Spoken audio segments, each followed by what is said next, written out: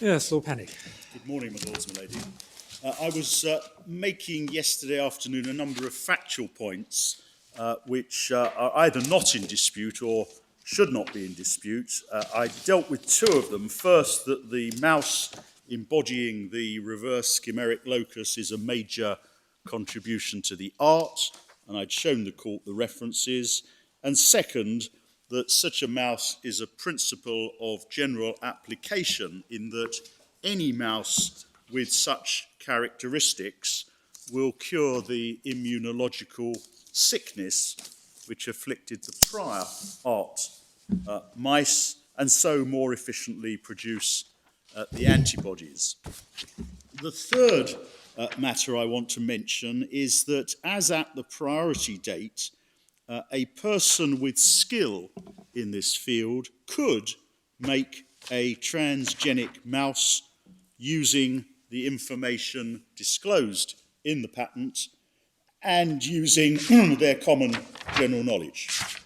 And that's the finding of the Court of Appeal. If I could take the court back to the Court of Appeal judgment in Core Volume 2, Tab 2, it's paragraph 264 at MS page 238.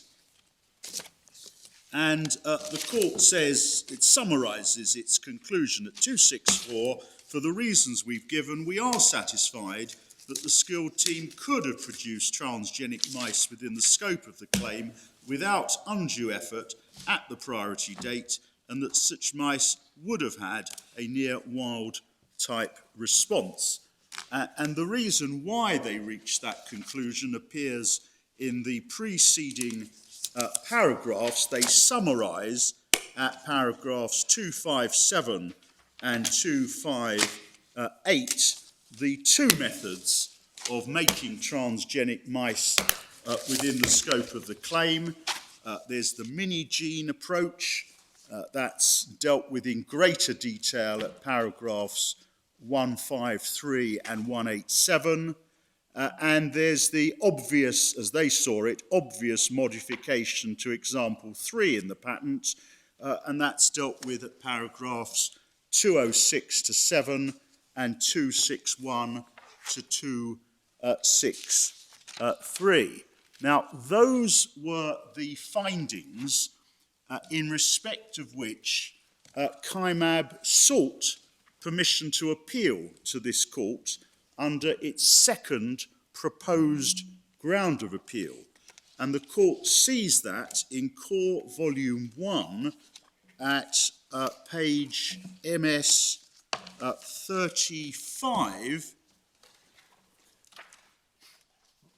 There's a section under Ground 2 beginning at paragraph 21 through to paragraph 36, where Kymab seek to appeal against precisely those findings of fact, and the court refused permission to appeal on that ground, as the court sees at MS page 52. It's tab 3, MS 52. Permission was granted on ground 1 only.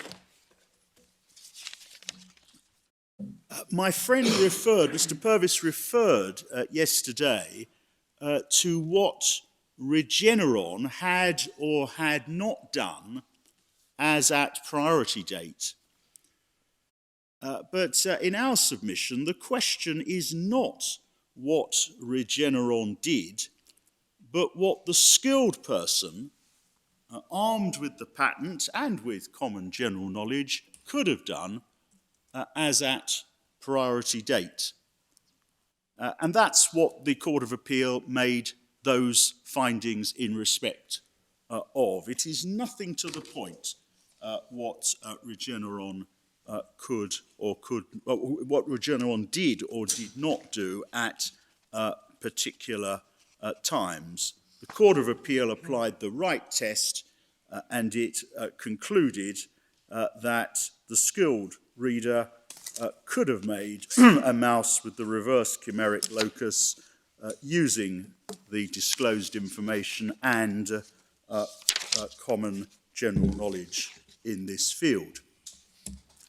The fourth matter that we draw attention to as either not being in dispute or should not be in dispute on this appeal is the proper construction of Claim 1 of Patent 163. Now, the terms of the patent claim with which the court is concerned are crucial because the test of sufficiency must be applied in our submission by reference to what the patent claim is. And there are many statements of authority to that effect. One, I hope, will suffice. It's Lord Hoffman in Lundbeck. The court's seen it already, but can I just remind the court what he said? It's Authorities Volume 2 at tab number 12, and the relevant passage is at MS 1255. If I could take, please, the court back to MS 1255, Volume 2, tab 12 of the Authorities. The relevant paragraph is paragraph 29, where Lord Hoffman, making his special guest appearance in the Court of Appeal in that case, says in order to decide whether the specification is sufficient, it is therefore first necessary to decide what the invention is. That must be found by reading and construing the claims in which the inventor identifies what he claims to be his invention. And then he refers to the Exxon case where the Board of Appeal said it is the definition of the invention in the claims that needs support. So can I invite the court, please, to go to the relevant claim? It's in Core Volume 2. It's behind tab 8, and it's at MS 416.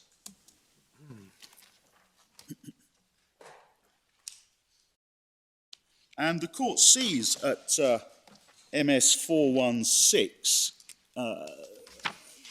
claims about a couple of inches down the page. And Claim 1 is this. It says, a transgenic mouse that produces hybrid antibodies containing human variable regions and mouse constant regions, wherein such mouse comprises an in situ replacement of mouse VDJ regions with human VDJ regions at a murine chromosomal immunoglobulin heavy chain locus, and an in situ replacement of mouse VG regions with human VG regions at a murine chromosomal immunoglobulin light chain locus. And that is the reverse chimeric locus. It is the replacement of the mouse variable regions with the human variable regions, and it is the retention in situ of the murine constant regions. That's all it is. That is the claim. It is a claim to a mouse which has the physical characteristics of the reverse chimeric locus.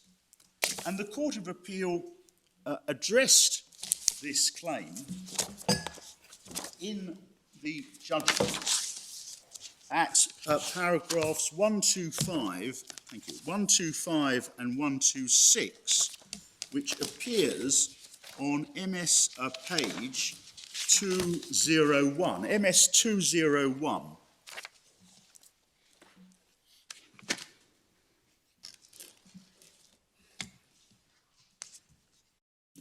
Paragraph 125, Claim 1 of the 163 patent is directed to a transgenic mouse in which there's been in situ replacement of the mouse VD and J regions on the heavy chain by human VD and J regions, and in which there has been an in situ replacement of mouse V and J regions on the light chain by human V and J regions. And then this, the claim contains no requirement that any particular size of DNA fragment is inserted or replaced, nor is there any limit to the number of steps by which the claim requirements may be met. Further, the reference to V, D and J regions must mean one or more V, D and J segments respectively. So that's what the Court of Appeal said about the construction of the claim with which this court is concerned, and in respect of which this court is seeking to identify what are the requirements of sufficiency. And it is... Would you not have to read also paragraph 127, yes, where the judge appears to be accepting, where the Court of Appeal appears to be accepting what the judge found at paragraph 186? 127, as the judge explained, the following further points may be made about the scope of this claim.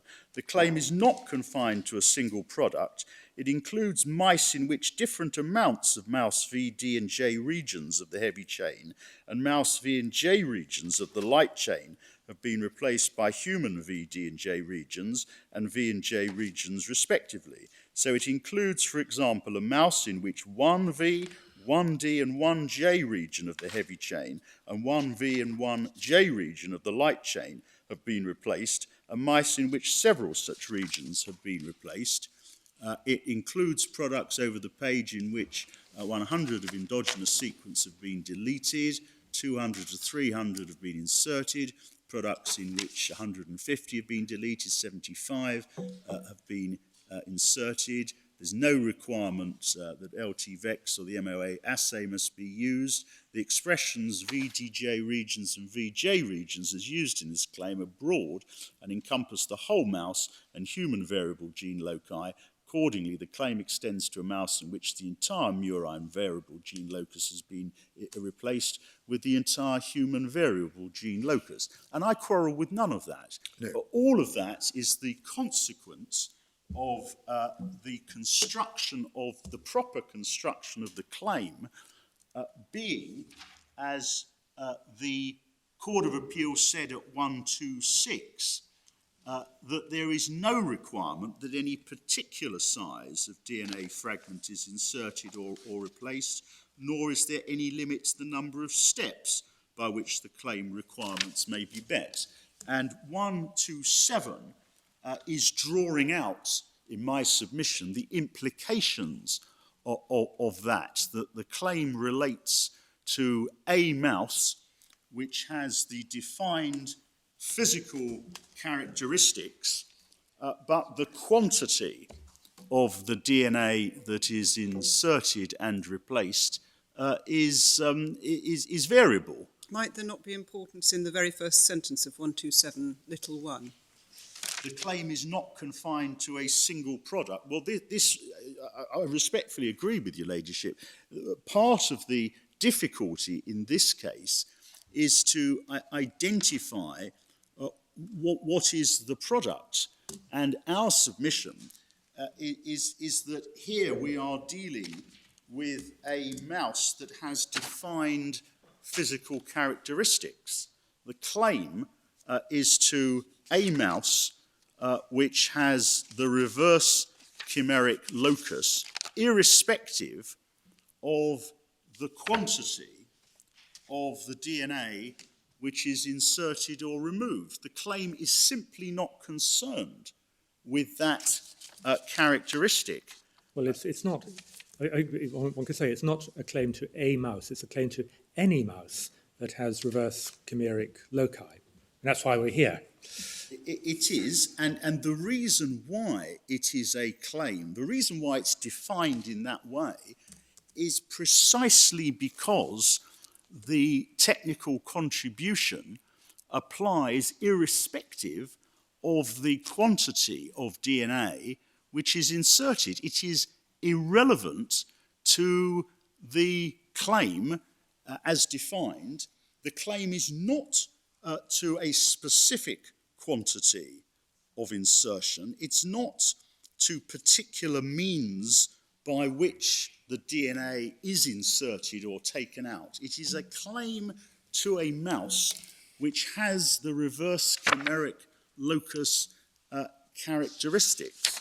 It's not even a claim to every way of curing immunological sickness in mice producing antibodies. That's not the claim.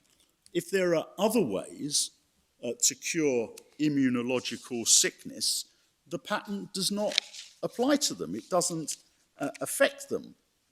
So the point I'm seeking to make, is that if you look at the claim, the quantity of DNA, although it covers, as my Lord, the Deputy President has pointed out, my Lord the President is emphasising, although it covers an expanse, the definition of the claim is not concerned with that characteristic. It's not concerned with the quantity of DNA. It's not a claim to a range of distinct, discrete products, and this is an answer to my lady's question. It's not a claim to a range of distinct, discrete products. The mouse that falls within the scope of the claim must always have the same essential characteristics, and the same essential characteristics are the reverse chimeric locus. Why do I say essential?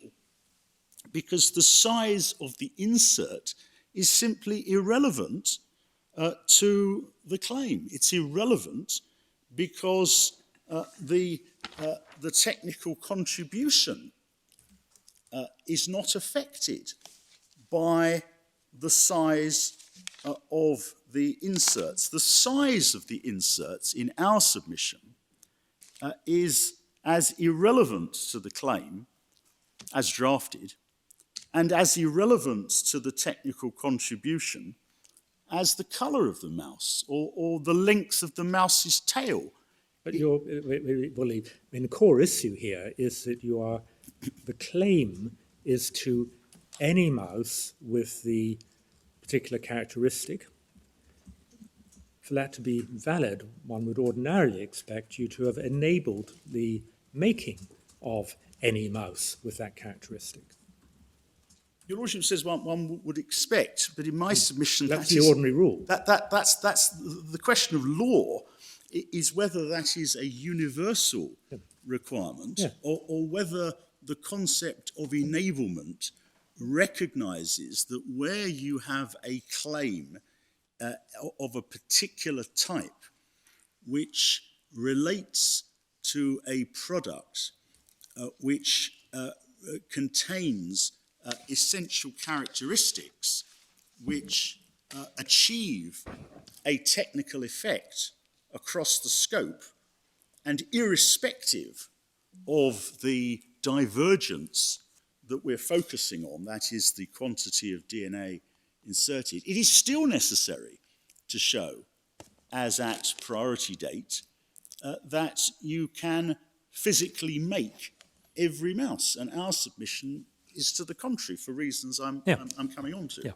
I mean, it really it develops into the general principle argument, which is the key. Yes. And I recognise, of course, that under the case law, in a normal case, not concerning a principle of general application, enablement has that consequence. But there are exceptions, and I shall seek to show the court that where one's dealing with a principle of general application, that is a product as here, with a combination of features which achieves a technical effect, and where you're claiming such a product and nothing else, then you do not need to show that every mouse that falls within the scope of the claim can be made as at priority date, because the differences in each of those mice are irrelevant to the claim, because the claim is nothing to do with the size of the insert. And it's irrelevant to the claim because it's irrelevant to the technical contribution that the claim makes. That's why it's drafted in that way. So, I asked yesterday Mr. Purvis whether he submitted or accepted that what you call the contribution, namely the immunological benefit of the reverse chimeric locus wasn't in fact part of the claim, and I think he agreed with that. Do you agree with that as well? Yes, because a claim usually, not always, but it usually focuses on the physical features. And it's not essential, far from it, to write into the claim the effect. The rest of the patent does that, but it's not necessary to put in the claim the technical contribution that you are claiming by way of effect. And it can't make any difference in my submission if one had added to claim 1 the words with the result that the immunological sickness that afflicted prior art mice is avoided, and therefore human antibodies are more efficiently produced. That's not the claim, that's the effect. But it is the technical contribution. The technical contribution in terms of the effect is the consequence of the reverse chimeric locus, which is set out in the claim. So I emphasise those points, that one's got to look at the claim, and the claim simply is not concerned with the feature which is being emphasised by my friends and which is the subject of discussion with the court. The claim is simply not concerned with how much can be inserted. One further point that follows on from this, my Lord the President asked yesterday about paragraph 259 of the Court of Appeal judgment. Could I invite your Lordship, your Ladyship, please, to go back to paragraph 259. It's on MS 238. And it's the passage to which my friend drew attention.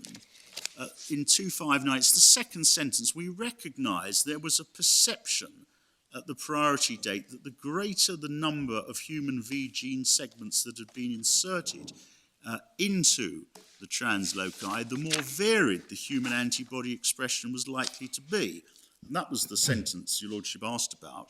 We emphasise the next sentence. Nevertheless, as we've also seen, a transgenic mouse of this kind with only a few human V gene segments would have had an immunological response which was close to that of the wild type mice. And that is important because the point, again, is that the claim is not concerned with the diversity of the antibodies that are produced. The claim focuses exclusively on the reverse chimeric locus, that is, a mouse with the stated physical characteristics, because that mouse makes the technical contribution by curing the immunological sickness of the prior art mice. The prior art mouse had the immunological sickness which prevented the efficient production of antibodies, however many V's, D's and J's were inserted. The claim is not a claim to diversity of human antibodies. And that's why, in my submission, the sentence that my friend drew attention to is not relevant to the issue that the court is determining. Now, the significance of the issue before the court is that if Kymab is correct, it would not be possible to patent a keystone invention of this nature. By keystone, I mean in the sense that there can be later inventive improvements in the application of this invention, new methods for inserting larger quantities of DNA, but which use this invention, that is the reverse chimeric locus retaining the murine constant region and inserting the human variable region. it would not be possible for the inventor of this keystone invention to gain a reward for the technical contribution, however significant it is. It would only be possible on Kymab's approach to patent specific means of implementing the patent that were available as at priority date, notwithstanding that later technical developments build on the keystone. And this raises, in our submission, an important issue about the policy basis of patent law, questions which my friend has chosen to keep for reply. But let me put my case to the court. Our case is that the patent system is designed to provide an incentive to publish a technical contribution in exchange for receiving an appropriate monopoly. And there are, of course, considerable public interest benefits in this. The information is made available to the world immediately. It's in the public domain. It can be used, of course, on the expiry of the patent. And if the monopoly which the state grants is narrower than the scope of the technical contribution, the incentive to apply for the patent is removed, or it's at least substantially reduced. The patentee would then have an incentive to keep his or her invention secret, rely on the law of trade secrets. All of this is fundamental. Whereas here the patentee has invented and has disclosed this keystone principle of general application. That is the product which is the subject of the claim. And where the mouse can be made in practice as at priority date, not, I accept, because these are the findings, not in respect of all quantities of insertion, but the mouse can be made using the reverse chimeric locus in practice as at priority date, then we say that the patentee must be allowed to claim the extent of its technical contribution to the art.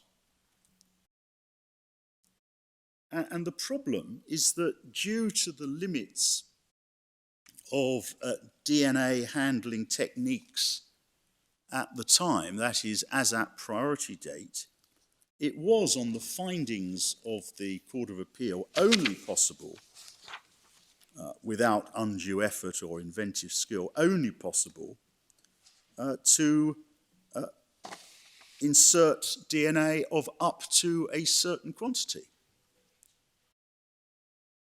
And if our patent protection were to be limited, as Kymab are submitting, to a reverse chimeric locus of that size, that quantity of DNA, especially when the claim has nothing to do with quantity, then patent protection would effectively be lost as soon as the DNA handling techniques improve to allow for the manipulation of slightly larger quantities of DNA.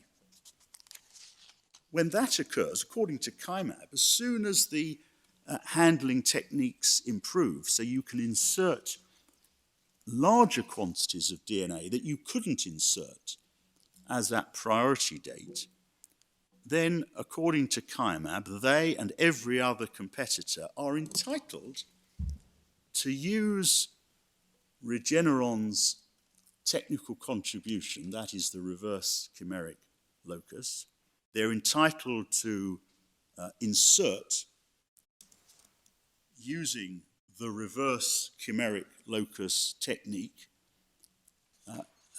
even though that technical contribution to the art was novel, was inventive, and was not concerned with the amount of the DNA that is inserted. That's what this case is really about. And our submission is that that would simply frustrate, with great respect, it would frustrate the policy basis of patent protection. Very old problem, isn't it? I mean, if one thinks about the Edison case in the US Supreme Court, I mean, one might say that the inventive step there really was the whole idea of using interruptions in an electric current over a very long distance as a means of communicating over long distances. But he wasn't allowed, as it were, to patent the idea. He could only patent the particular technology that he'd devised. Yes. Well, it is an old problem, and the answer to it is going to depend upon the particular facts of the particular case, not least what is the claim. And I've accepted that, of course, there has to be not just an idea, it has to be something that we can show as at priority date works in practice. But what is so striking in my submission about this case is that the point that is taken against us is a point based on an inability as at priority date to implement the claim in relation to larger inserts of DNA when that feature has absolutely nothing to do with the content of the claim or the technical contribution that is made by the patent. We say in those circumstances, the Court of Appeal was absolutely right to point out, it's paragraph 260 of the judgment, MS 238. It's the final sentence of that after they've set out that the character of the invention is one of general application. The final sentence of paragraph 260 on MS 238, what is more, there's nothing in the claim which could have been envisaged without the invention, and were protection to be limited to only those embodiments which could have been made at the priority date without undue effort, the protection provided by the patent would have rapidly become ineffectual. I wonder if trying to sort of relate the case me made against you to your description of the patent bargain, I wonder if it might be described in this simple way, that you can't get a monopoly over the making of something if neither you nor the rest of the world can, at the priority date, make that thing with the combined assistance of the then available public state-of-the-art and your teaching. Well, in other words, what you have to put into the public domain is an ability to do precisely that with your teaching, but for your monopoly, they could go away and do. Yeah. But of course, in this case, on the findings of the Court of Appeal, the reverse chimeric locus could be made to work in practice using the two examples that the Court of Appeal gave. This is not a case where, as at priority date, the mouse could not be made, could be made. What couldn't be made is a mouse using quantities of DNA more than a specified, or not specified, because the Court of Appeal never specified, but a certain amount. Not all the types of mouse within your claim as properly construed by the Court of Appeal. I would respectfully, that's where I would respectfully dispute what your Lordship puts to me, because what could be made is a mouse with the reverse chimeric locus. What could not be made is a mouse with each and every quantity of DNA that the claim extends to. And the question for the court is whether that is central to the law of sufficiency. And my submission is you've got to look at the claim, you've got to look at the technical contribution, which here is not dependent on the quantity, and this is the content of the current submission, one needs to consider public policy arguments, because that's what the cases emphasise, that it is vital in the law of sufficiency, as in all other aspects of patent law, that the scope of the patent protection is commensurate, that's what he said, is commensurate with the technical contribution. And if Kymab are correct on this appeal, it is not the case that the scope of our patent protection is commensurate with our technical contribution. On the contrary, our technical contribution cannot be protected. It simply cannot be protected. My Lord the President asked my friend yesterday afternoon if Regeneron could have patented the method rather than the product. And there are two difficulties with that. The first difficulty is that the technical contribution is the mouse with the specified features, it's the product. But more important in my submission than that is that the same problem would arise if one attempted to patent the method. Kymab would say that we can't patent the method generally because at priority date only some examples could be made. So the same point would arise. That would be their submission. If we had said, well, this is a method of making a mouse to produce antibodies, Kymab would say, well, you can patent a method, but only if you can make it, as at priority date. And what you could have made was only a mouse with an insert of up to a certain amount of DNA. So the problem doesn't go away. The problem is simply repeated in that context. So that's no answer. My friend, as I've indicated, said very little about policy, but he asked rhetorically the question, why should Regeneron be able to patent A to Z when, as at priority date, only A and B could be made to work? That was his rhetorical question. And in my submission, the analogy breaks down because it ignores the fact, the crucial fact, that there is here a principle of general application. The analogy wrongly suggests that there are 26 different mice here. But the claim is to a mouse with defined physical characteristics, that is the physical feature of the reverse chimeric locus, irrespective of the size of the inserts. It is true, and of course I accept, that that means a claim to a mouse with inserts A, B, C, up to Z. But the size of the inserts, as I've said too often, is irrelevant because the claim is not concerned with that feature.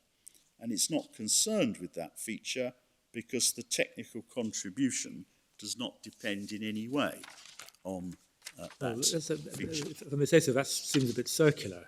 I mean, you say, well, we've defined the claim in completely general terms, and so it doesn't matter that some mice that answer that description might be physically different and more valuable than other mice that answer that description because those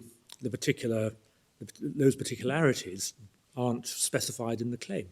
But we're not I take your lordship's point, but we're not defining the claim in those terms for some arbitrary reason or in order to gain an unmerited advantage. We're defining the claim in those terms because that is the technical contribution. And the technical contribution simply does not depend on the size of the inserts. The size of the insert is irrelevant on the findings to securing the curing of the immunological sickness. The prior art mice were sick, irrespective of how much DNA you insert, and the reverse chimeric locus mice avoid the immunological sickness irrespective of how much DNA you insert.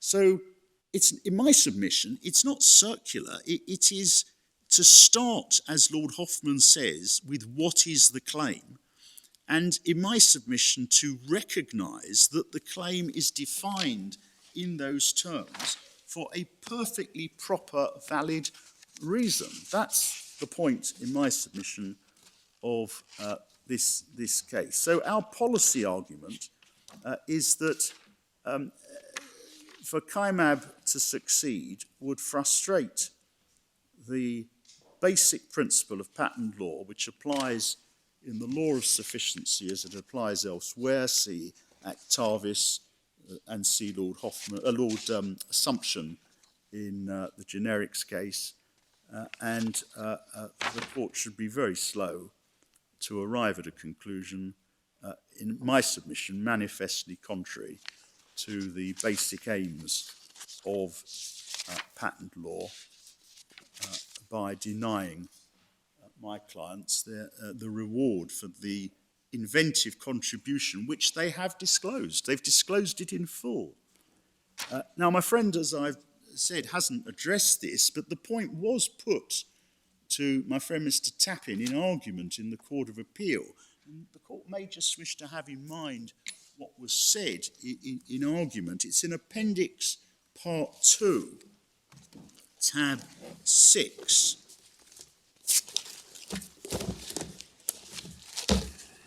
And it's MS 749.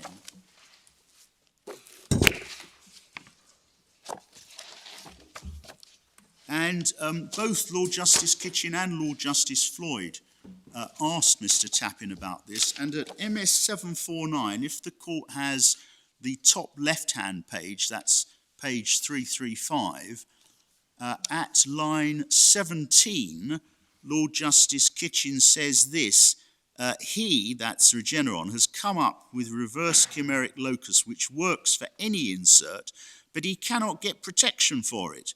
Mr. Tappin, as I say, I'm not going to say whether he can or can't get protection for it, or how he should draft his claim to get protection for it, because they will be writing it down and saying, you said that was good enough. But so I'm not going to do that. It may be you can draft a set of claims which do achieve what he wants to achieve, but it's not these. Lord Justice Kitchen, this is page 336, it's very hard to see how one can do it. Mr. Tappin, good.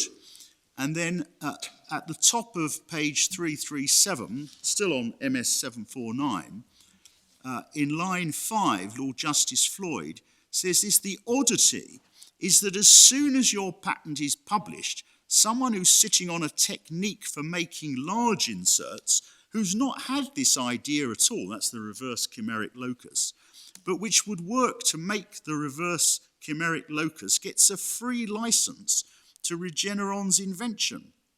It's not a license, but he gets free use of the Regeneron invention simply because he's made a different invention. That does not instinctively seem right. Mr. Tappin, I do not know, etc., etc. And I draw attention to that because my friend has simply not addressed these absolutely vital features of this case.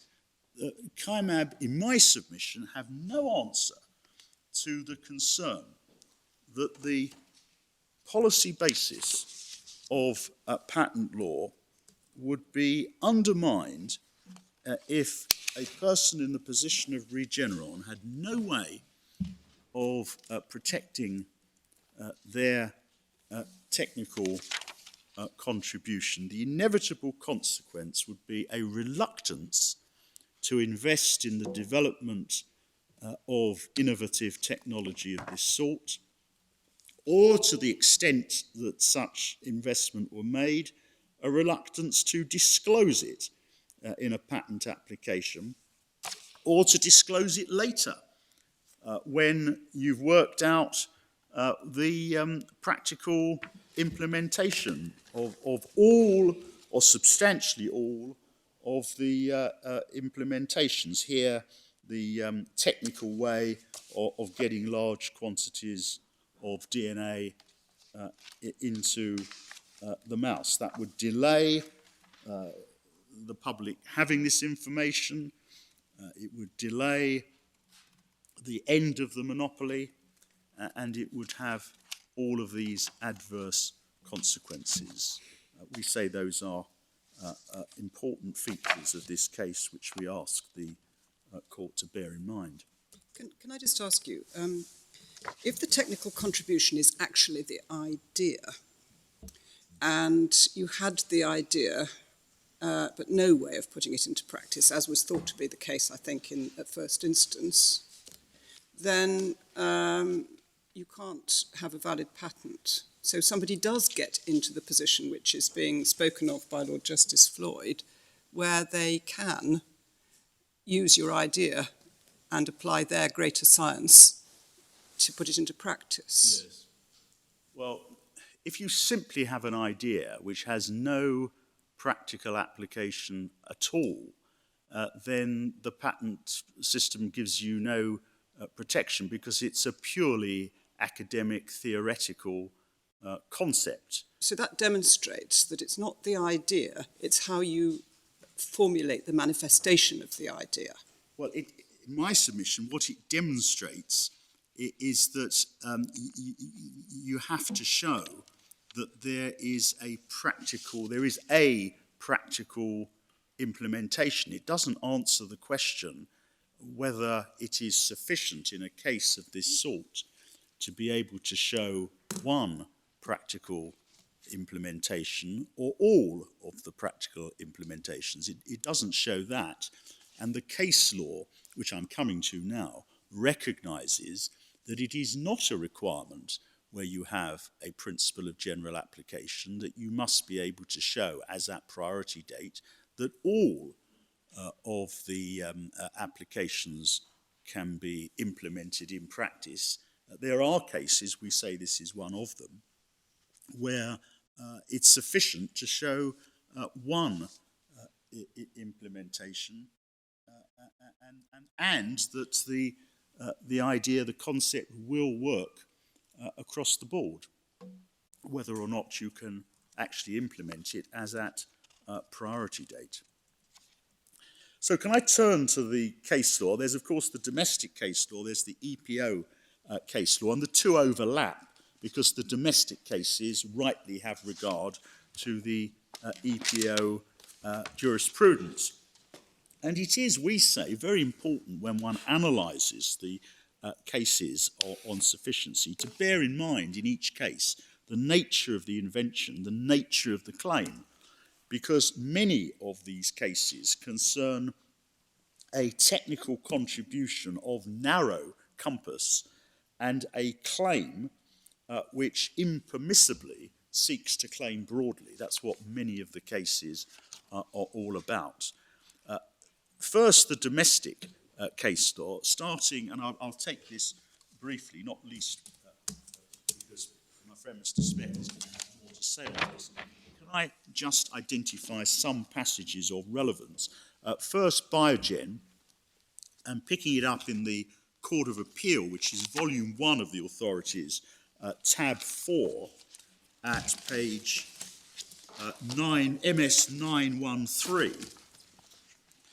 This was the passage that the court looked at yesterday in the judgment of Lord Justice Hobhouse, MS 913, and picking it up in the penultimate paragraph, line 38, Lord Justice Hobhouse says this: the disclosure must be sufficient to enable the whole width of the claimed invention to be performed.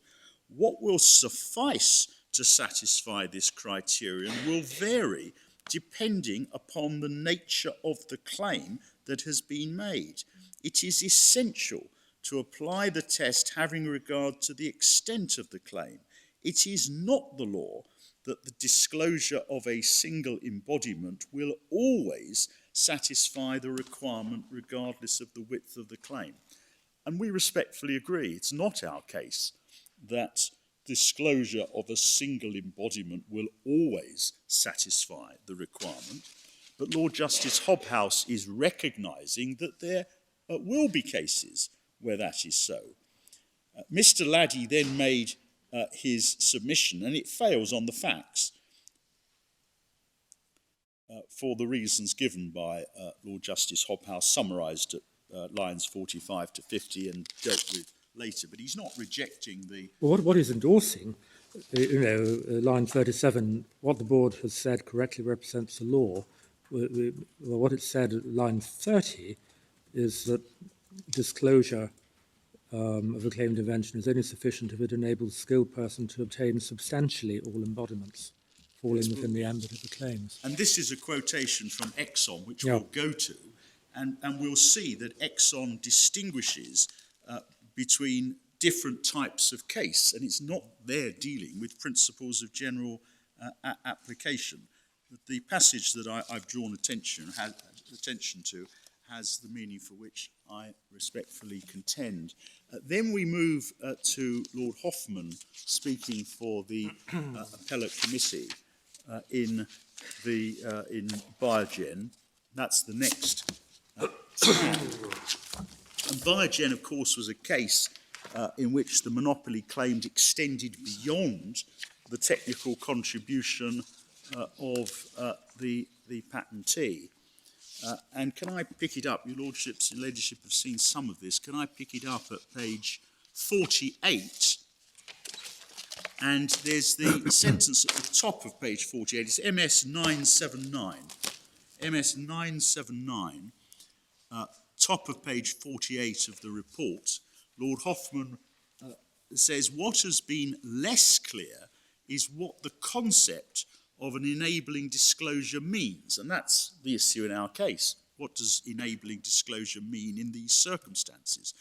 He goes on, part of the difficulty is being caused by a misinterpretation of what the Technical Board of Appeal of the EPO said in Genentech polypeptide expression.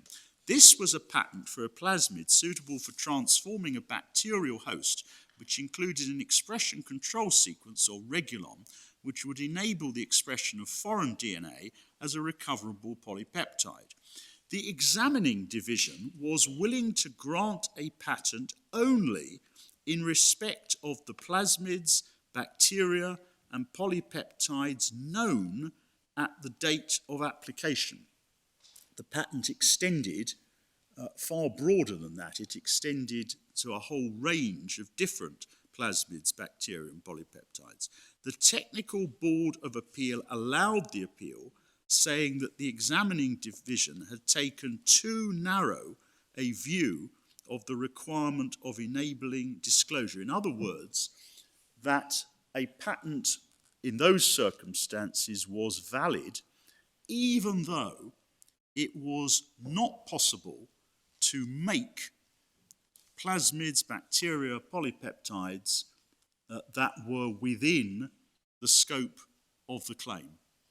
And that is fundamentally inconsistent with the submissions that Kymab are making. Lord Hoffman then cites from a Genentech, and I'll come back when you say they couldn't be made, Lord Hoffman just seems to be saying they weren't known at the date of the application. Yes, but because they weren't known, they couldn't be made. Well, except that if you read what he says after the quote, in other words, if there was no reason to believe it wouldn't work equally well with any plasmid, bacterium, or polypeptide. Indeed. And that is our case. There is no reason on the findings of fact to doubt that the the reverse chimeric locus will not work with any quantity of DNA inserted. The problem is that you can't physically insert all of the quantities of the DNA in our case. In Genentech, you couldn't produce all of the polypeptides which were within the scope of the claim. In that case, because they were not known as at the date, as at the priority date. But the point Lord Hoffman draws from this case, he says, in other words, the applicants had invented a general principle for enabling plasmids to control the expression of polypeptides in bacteria, and there was no reason to believe that it would not work equally well with any plasmid, bacterium, or polypeptide. The patent was therefore granted in general terms. And those words, and there was no reason to believe that it would not work equally well, do not mean, cannot mean, there was no reason to doubt that the patent could be made to work in practice as at the priority date, because it couldn't.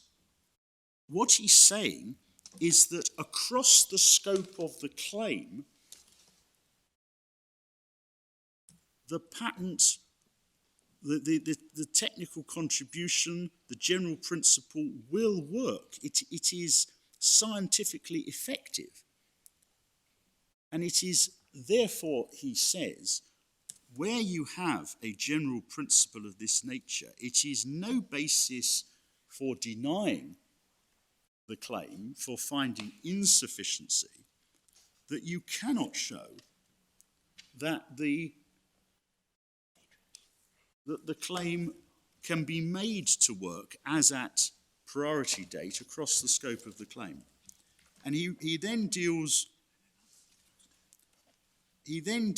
at line 40. In fact, he says, the board in Genentech was doing no more than apply a principle of patent law which has long been established in this country, namely that the specification must enable the invention to be performed to the full extent of the monopoly claimed. If the invention discloses a principle capable of general application, the claims may be in correspondingly general terms. The patentee need not show that he has proved its application in every individual instance. On the other hand, if the claims include a number of discrete methods or products, the patentee must enable the invention to be performed in respect of each of them. So there's a distinction between a principle, general principle, or principle of general application, and cases where your claim is to discrete methods or products. And that's what we rely upon. Lord Hoffman goes on at the top of 49, thus if the patentee has hit upon a new product which has a beneficial effect but cannot demonstrate that there's a common principle by which that effect will be shared by other products of the same class, he will be entitled to a patent for that product but not for the class, even though some may subsequently turn out to have the same beneficial effect. On the other hand, if he's disclosed a beneficial property which is common to the class, he'll be entitled to a patent for all products of that class, assuming them to be new, even though he's not himself made more than one or two of them. So that's the distinction that Lord Hoffman is drawing, and he draws it by reference to Genentech. And in the next paragraph, he, Lord Hoffman, does not regard Exxon fuel oils as contradicting those principles. Since Genentech, the EPO has several times reasserted the well-established principles for what amounts to sufficiency of disclosure, and he mentions Exxon fuels, to which I will return.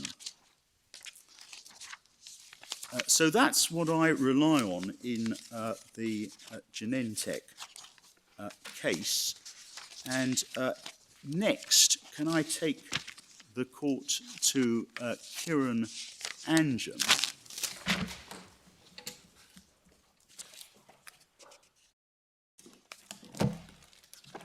And the court will find this in Authorities Volume 2, tab 16, MS 1536.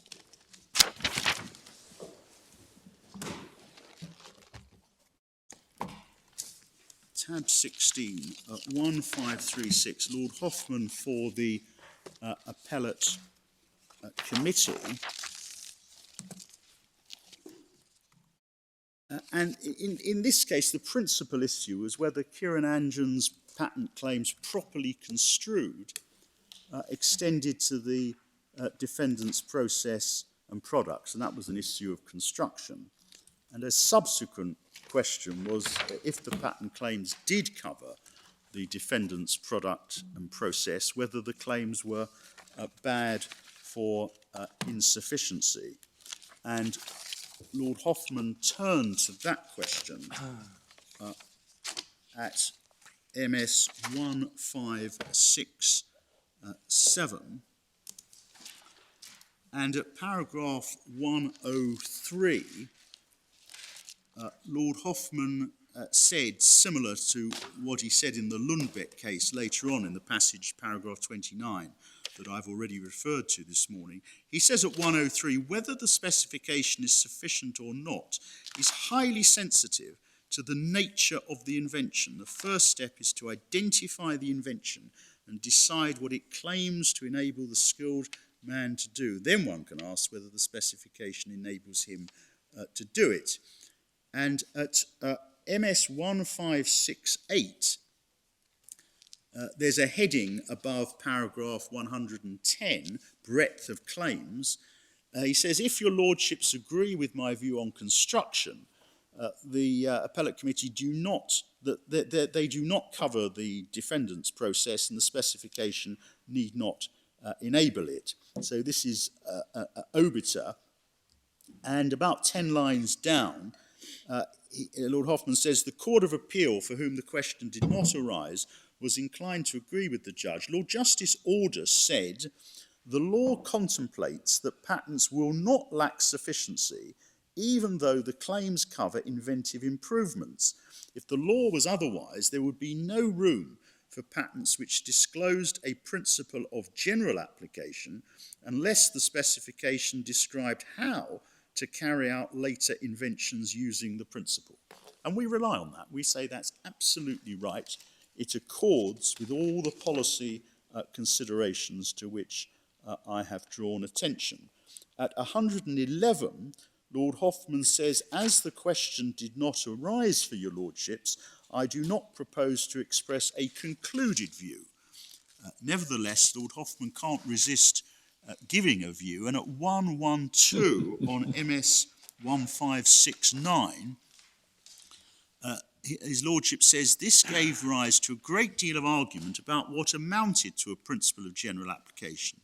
In his lordship's opinion, there's nothing difficult or mysterious about it. Simply means an element of a claim which is stated in general terms. Such a claim is sufficiently enabled if one can reasonably expect the invention to work with anything which falls within the general claim. For example, in Genentech, the patentee claimed in general terms a plasmid suitable for transforming a bacterial host, which included an expression control sequence to enable the expression of exogenous DNA as a recoverable polypeptide. The patentee had obviously not tried the invention on every plasmid, every bacterial host, or every sequence of exogenous DNA, but the Technical Board of Appeal found that the invention was fully enabled because it could reasonably be expected to work with any of them. And that does not mean that it could be made to work in practice as at priority date, because that was the whole basis of the concern in Genentech, that it covered even applications that had not yet been contemplated. Lord Hoffman returns to the point at 117 that is Lord Justice Aldous' point. As for the point made by the Court of Appeal, it is of course correct so far as it goes. The choice of a particular form of an integer falling within the terms of the claim may improve the way the invention works and be in itself an inventive step. The specification is not insufficient merely because it does not enable the person skilled in the art to make such an invention. The use of the improvement is still a way of working the original invention. But TKT does not rely upon the fact that the use by TKT of an endogenous EPO gene was invented. Their objection is that it was not a way of making EPO, which is disclosed even in the most general terms by the specification. So again, paragraphs 112 and 117 recognise, in my submission, that where one has a principle of general application, it is not necessary to show that as at priority date, the invention can be made across the scope of the claim. It is enough, it is sufficient to show that the invention, the claim can be worked in at least one embodiment, and that the claim can be expected to work across the scope of the claim. That's in my submission, that's the test that Lord Hoffman is there setting out. Then we come to Lundbeck, where Lord Hoffman in the Court of Appeal returned to the subject. This is tab 12 of the same volume. Picking it up, I've referred to paragraph 29, and if I could invite the Court's attention to MS page 1256, at paragraph 34,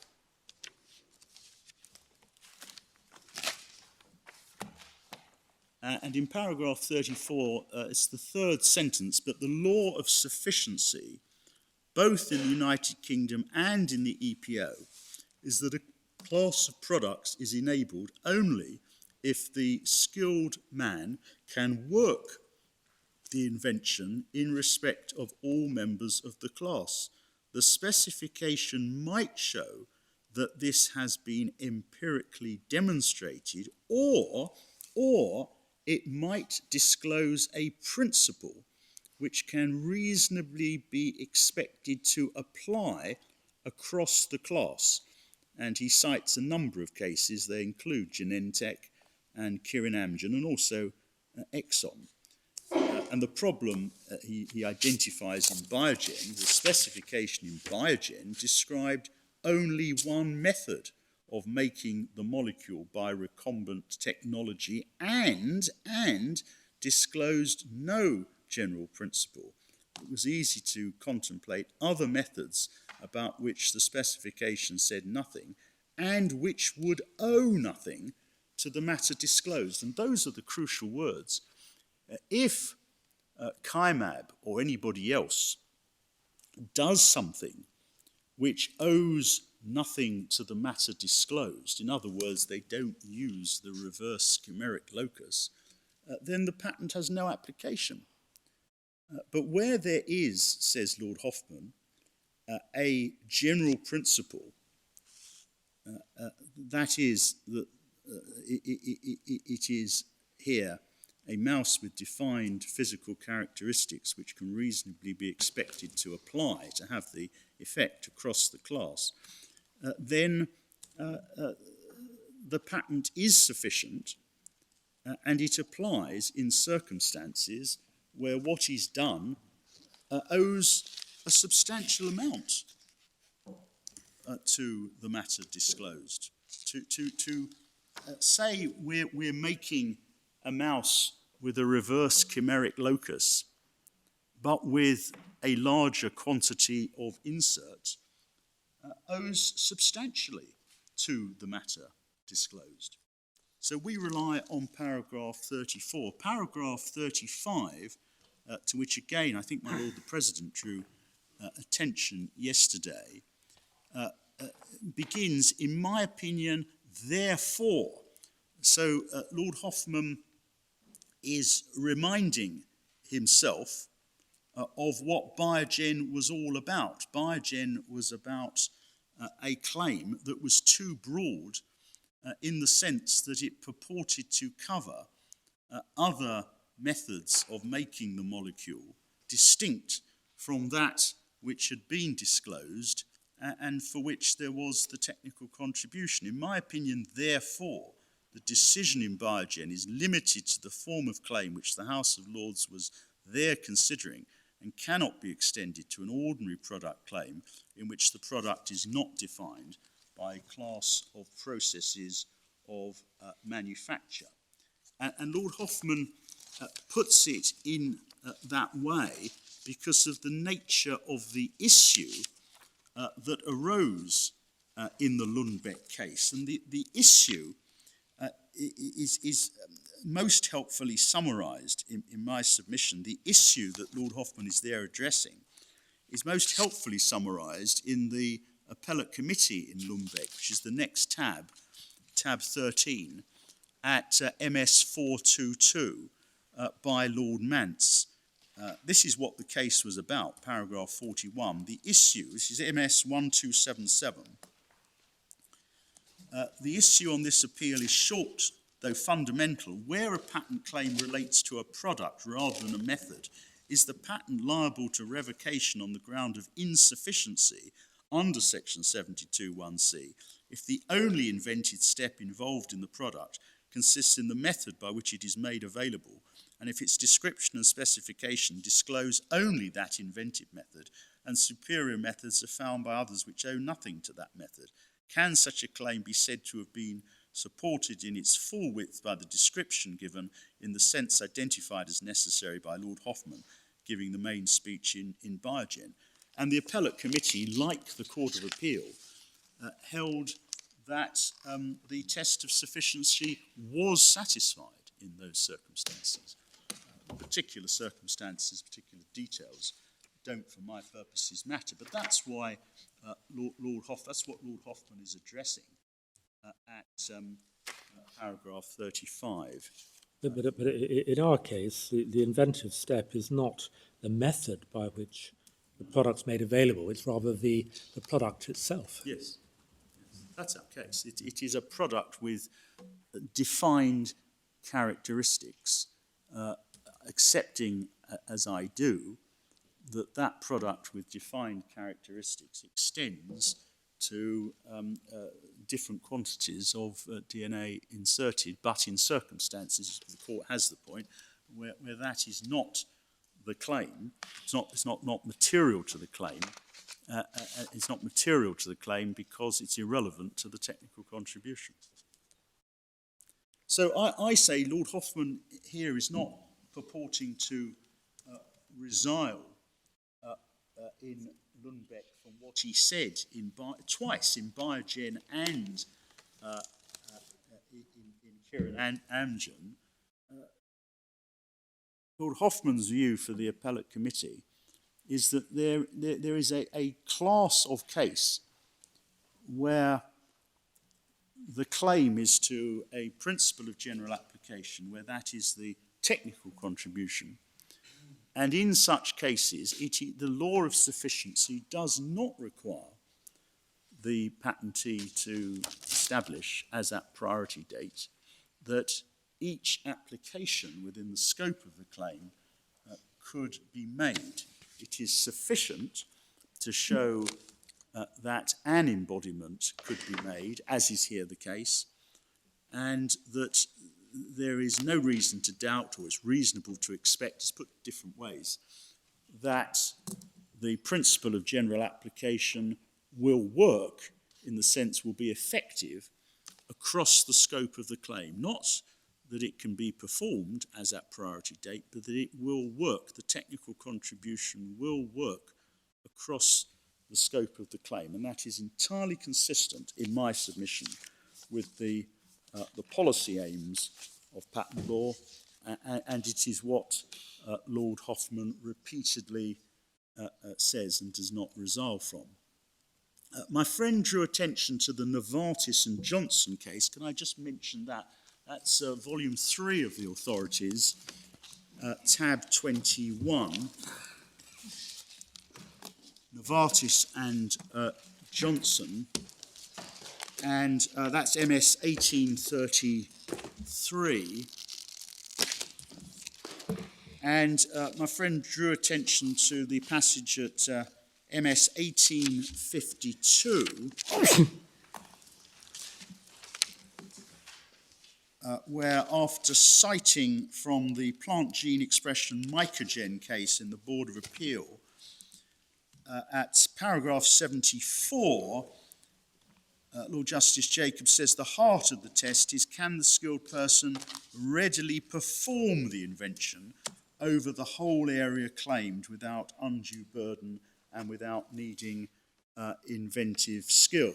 Now, this is not a case that is concerned with the requirements of the law of sufficiency in the context of a principle of general application. We see that from earlier in the judgment, if I invite the court's attention to MS 1848, paragraphs 50 and 51, Lord Justice Jacob was dismissive, no doubt appropriately so, of what was being claimed in that case, MS 1848, paragraph 50. So we come to an astonishing conclusion. Although the claim has a number of elements, hardly any of them have any significance. The claim is to a lens made from a polymeric material consisting of two vast classes of polymerizable materials, one having high oxygen diffusion rate, the other having a high ion or diffusion rate. In substance, the claim amounts to this: if you try any pair of polymers to see if they work and find anything that does, we claim it. What help does the teaching of the patent give the reader to find a combination of polymers which works? The answer is again astonishing, hardly anything, notwithstanding the length of the disclosure, etc., etc. So that's the context. And the conclusion reached by Lord Justice Jacob on MS 1857, paragraph 92, his Lordship concludes with the agreement of Lord Justice Patten and Lord Justice Ward. The upshot of all this is that the judge was entirely right to decide that the patent was insufficient. It is no more than a, quote, if you can find it, we claim it, unquote, patent. Its avaricious ambit, coupled with its failure to provide any help, makes it nothing but a hazard to those conducting research into extended wear contact lenses. So Lord Justice Jacob wasn't very impressed. That's the context, and in my submission, it tells the court absolutely nothing about the principles in a case where there is a principle of general application.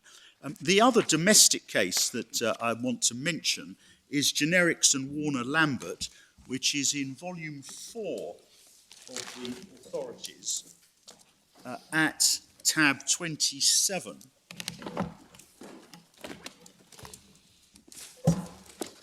And it's at, starts at MS 2065.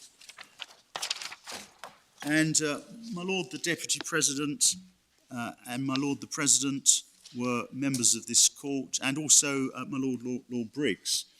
And the court will remember that the case concerned how the law addresses second medical use patents, what my Lord Briggs described at paragraph 90 of my Lord's judgment at MS 2125 as it being a difficult appeal.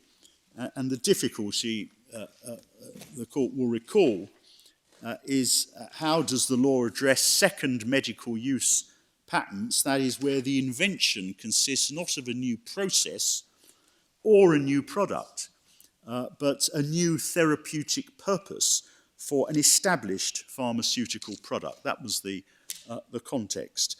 And Lord Sumption gave the lead judgment, with which my Lord the President agreed, and my Lord Briggs agreed with Lord Sumption on the test of sufficiency. That again is paragraph 90 at MS 2125. My Lord the Deputy President and Lord Mance adopted a test more favourable to the patentee on sufficiency, as I'll mention in a moment. So can I focus first on Lord Sumption's judgment for the court? Paragraph 17 on MS page 2098 contains the general statement as to the objectives of patent law that were approved and developed by my Lord the Deputy President for the court in Actavis. Indeed, my Lord quotes from that, so I won't repeat it other than to highlight the final sentence of paragraph 17, as I've already done, that the law of sufficiency is one of the parts of the of patent law that is directed to the same principles and policies.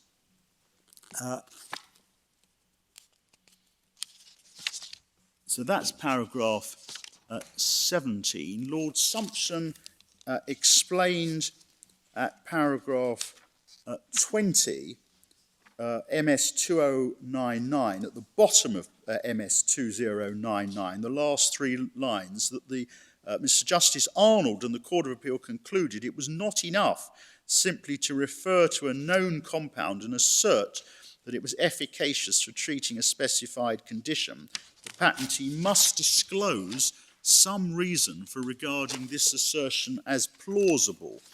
So that was the origin of the question that was raised in this case. What was the test for disclosure in this second medical use context? Lord Sumption then refers to a number of judgments, or rather decisions, in the Board of Appeal. And there's a passage I want to mention at MS 2106, paragraph 35, where Lord Sumption says of the decisions or judgments of the Board of Appeal, 2106, paragraph 35, all of these judgments deal with highly fact-specific issues arising from objections or potential objections on the ground of insufficiency. When reading them, it is important not to miss the wood for the trees, and we respectfully invite this court to have regard to that when looking at the Board of Appeal's decisions. The fundamental principle which they illustrate is that the patentee cannot claim a monopoly of a new use for an existing compound unless he not only makes but discloses a contribution to the art. None of them cast doubt on the proposition that the disclosure in the patent must demonstrate, in the light of the common general knowledge at priority date, that the claimed therapeutic effect is plausible.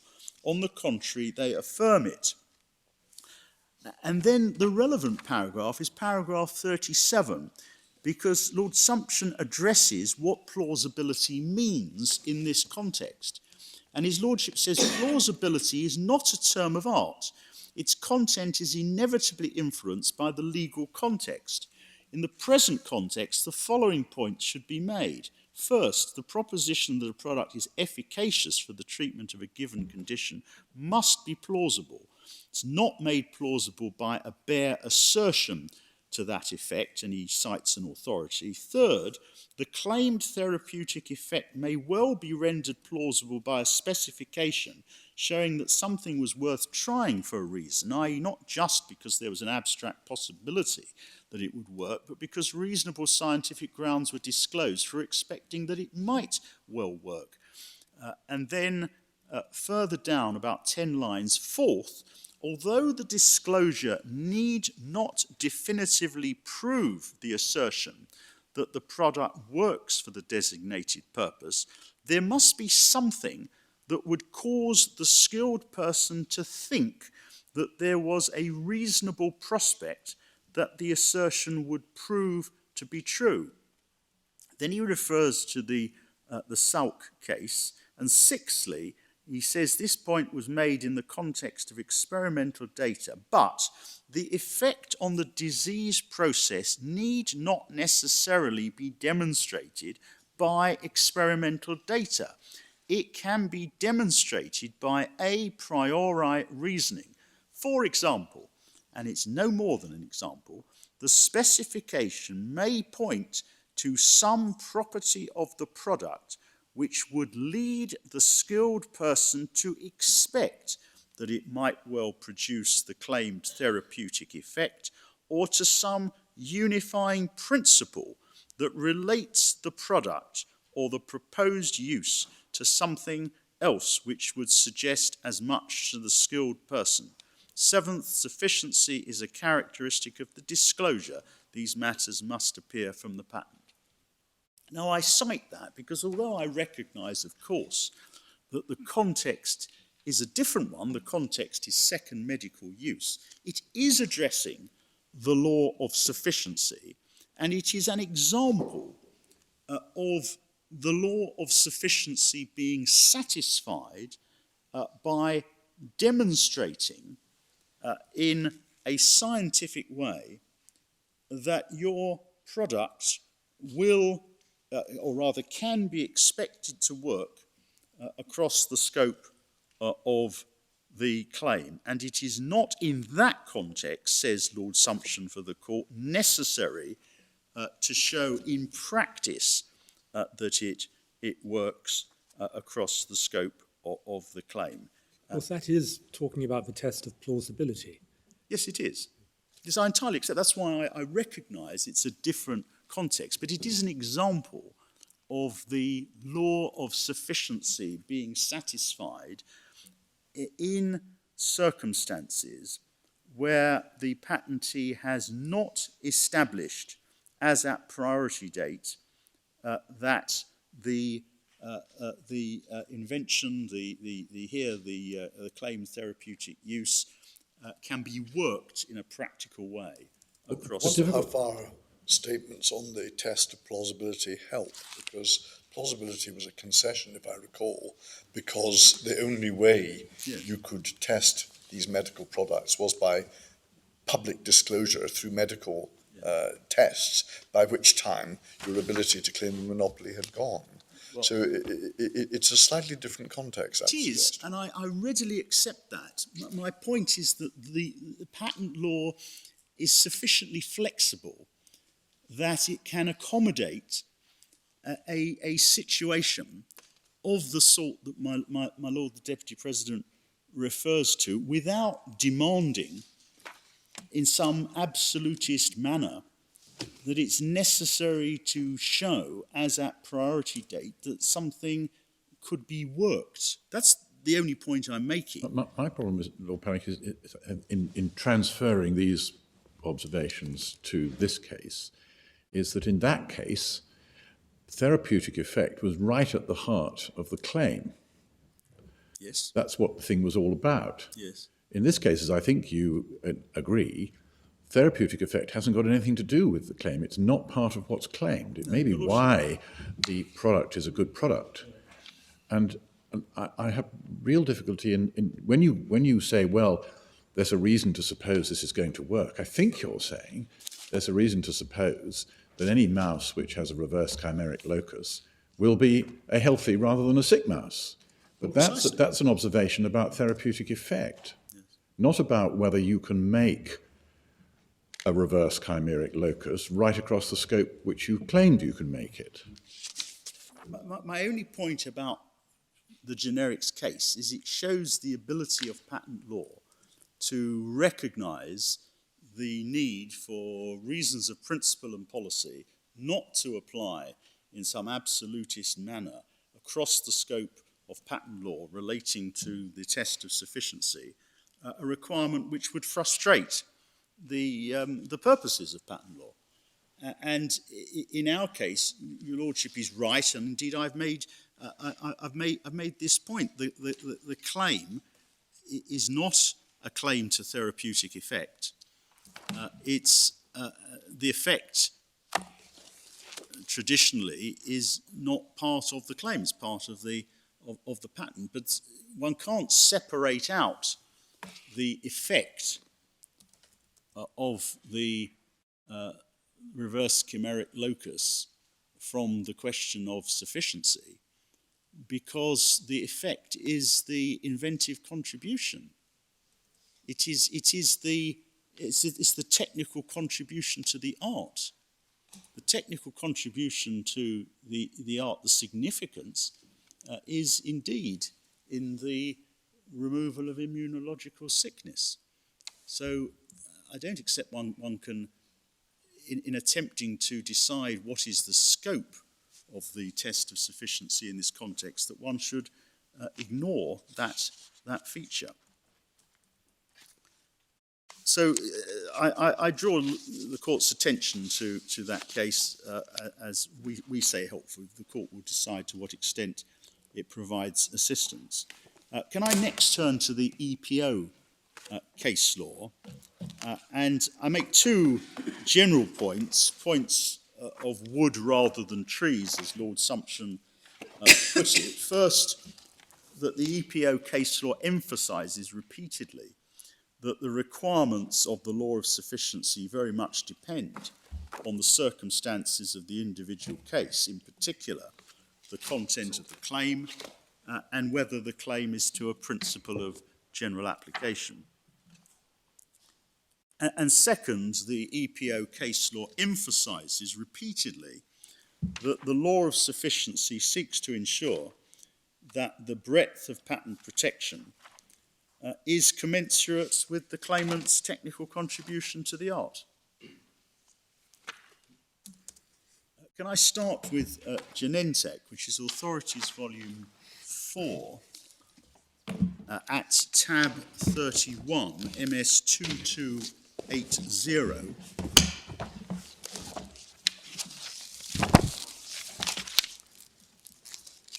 And the claim covered embodiments which could not be made as at priority date, but nevertheless the Board of Appeal held that the claim satisfied the test of sufficiency. And one finds this starting at 2292, MS 2292. At the bottom of the page, paragraph 3.11,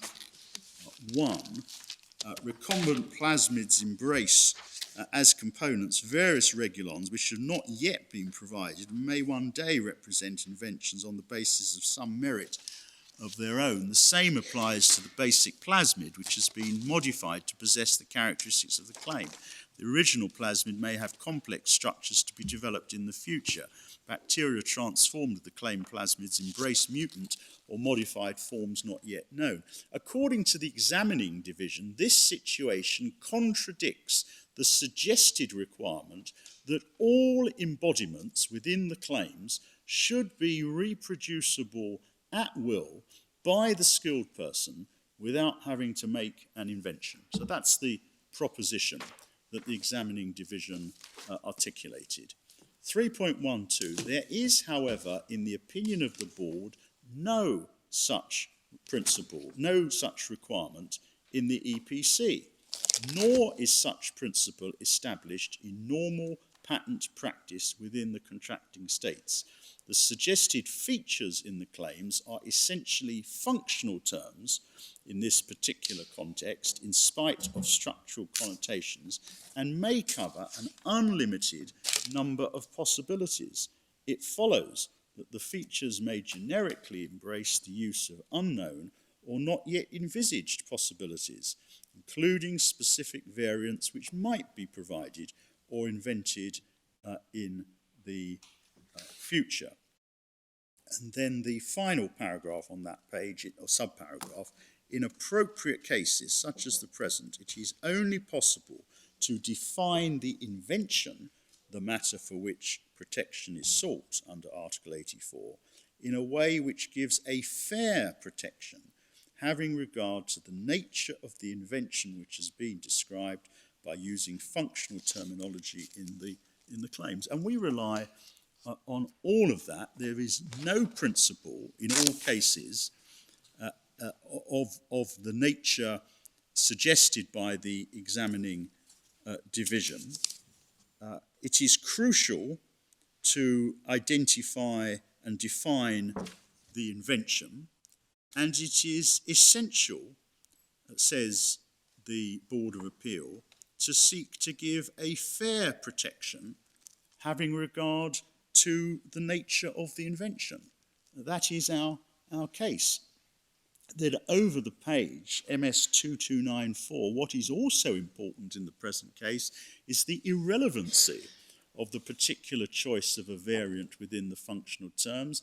It's not just that some result within the range of polypeptides is obtained in each case, but it's the same polypeptide which is expressed independent of the choice of these means. We rely on that. The claim is the reverse chimeric locus, which results in the lack of immunological sickness. 3.15, the above examples show that the need for a fair protection, again those words, governs both the considerations of the scope of claims and of the requirements for sufficient disclosure. And then the penultimate sentence on that page, thus it is the view of the board that an invention is sufficiently disclosed if at least one way is clearly indicating enabling the skilled person to carry out the invention. That's why we submitted that one way suffices in this type of case. Consequently, any non-availability of particular variants of a functionally defined component feature of the invention is immaterial to sufficiency so long as there are suitable variants known to the skilled person through the disclosure or common general knowledge which provide the same effect for the invention. The disclosure need not include specific instructions as to how all possible component variants within the functional definition should be obtained. And we also draw attention to Sorry, MS... just so I can understand. So was the claim in this case to a product?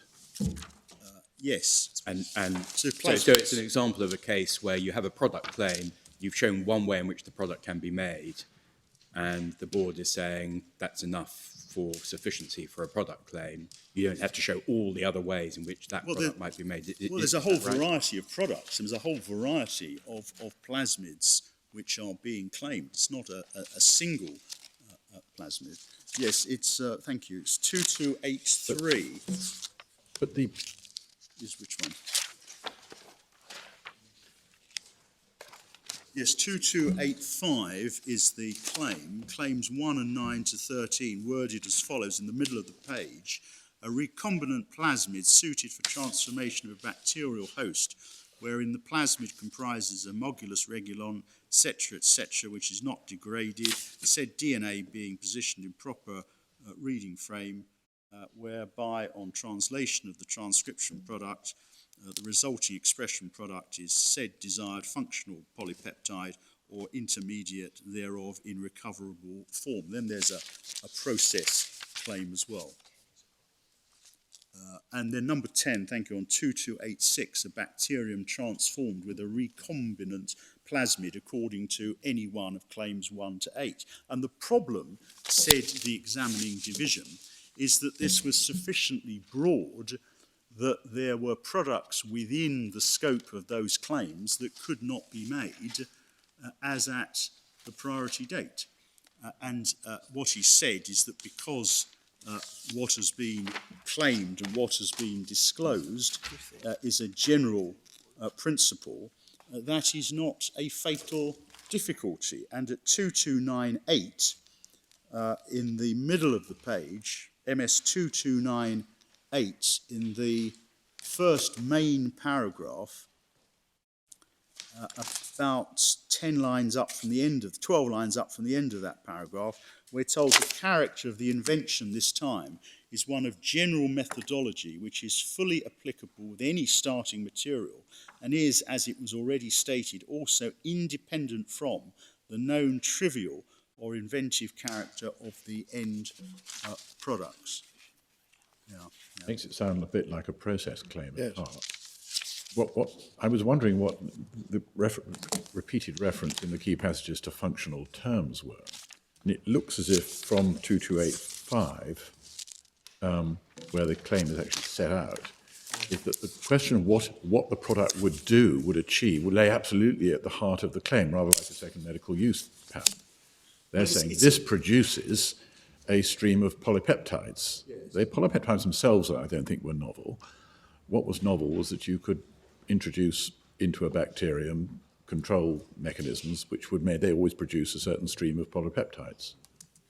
Well, 3.13 at the top of 2294, what is also important in the present case is the irrelevancy of the particular choice of a variant within the functional terms bacteria, regulon or plasmid. Yes. It's not just that some result within the range of polypeptides is obtained in each case, but it's the same polypeptide which is expressed independently. But the patent isn't the polypeptides. The patent is a process or a process and a product which produces a stream of polypeptides. In other words, its effect was right at the heart. Well, it's a means of achieving a defined result, the production of a polypeptide, the chain of amino acids forming all or part of a protein. It's the means of doing so. But that's not, in my submission, with great respect, a relevant distinction from this case, where the claim is to a product which has defined physical characteristics. And in any event, I would respectfully submit that the principle for which this case stands cannot depend upon any distinction along those lines. What the case is recognising, as they say very well, they say unequivocally at 3.12, that there is no principle of patent law such that the examining division had set out as summarised at the end of 3.11. It is a hopeful passage in the paragraph you just took us to a moment ago. Yes. On 2298, the first complete paragraph. If one goes halfway down, Yes. they say the present application is not concerned with the problem of obtaining a finite set of particular products.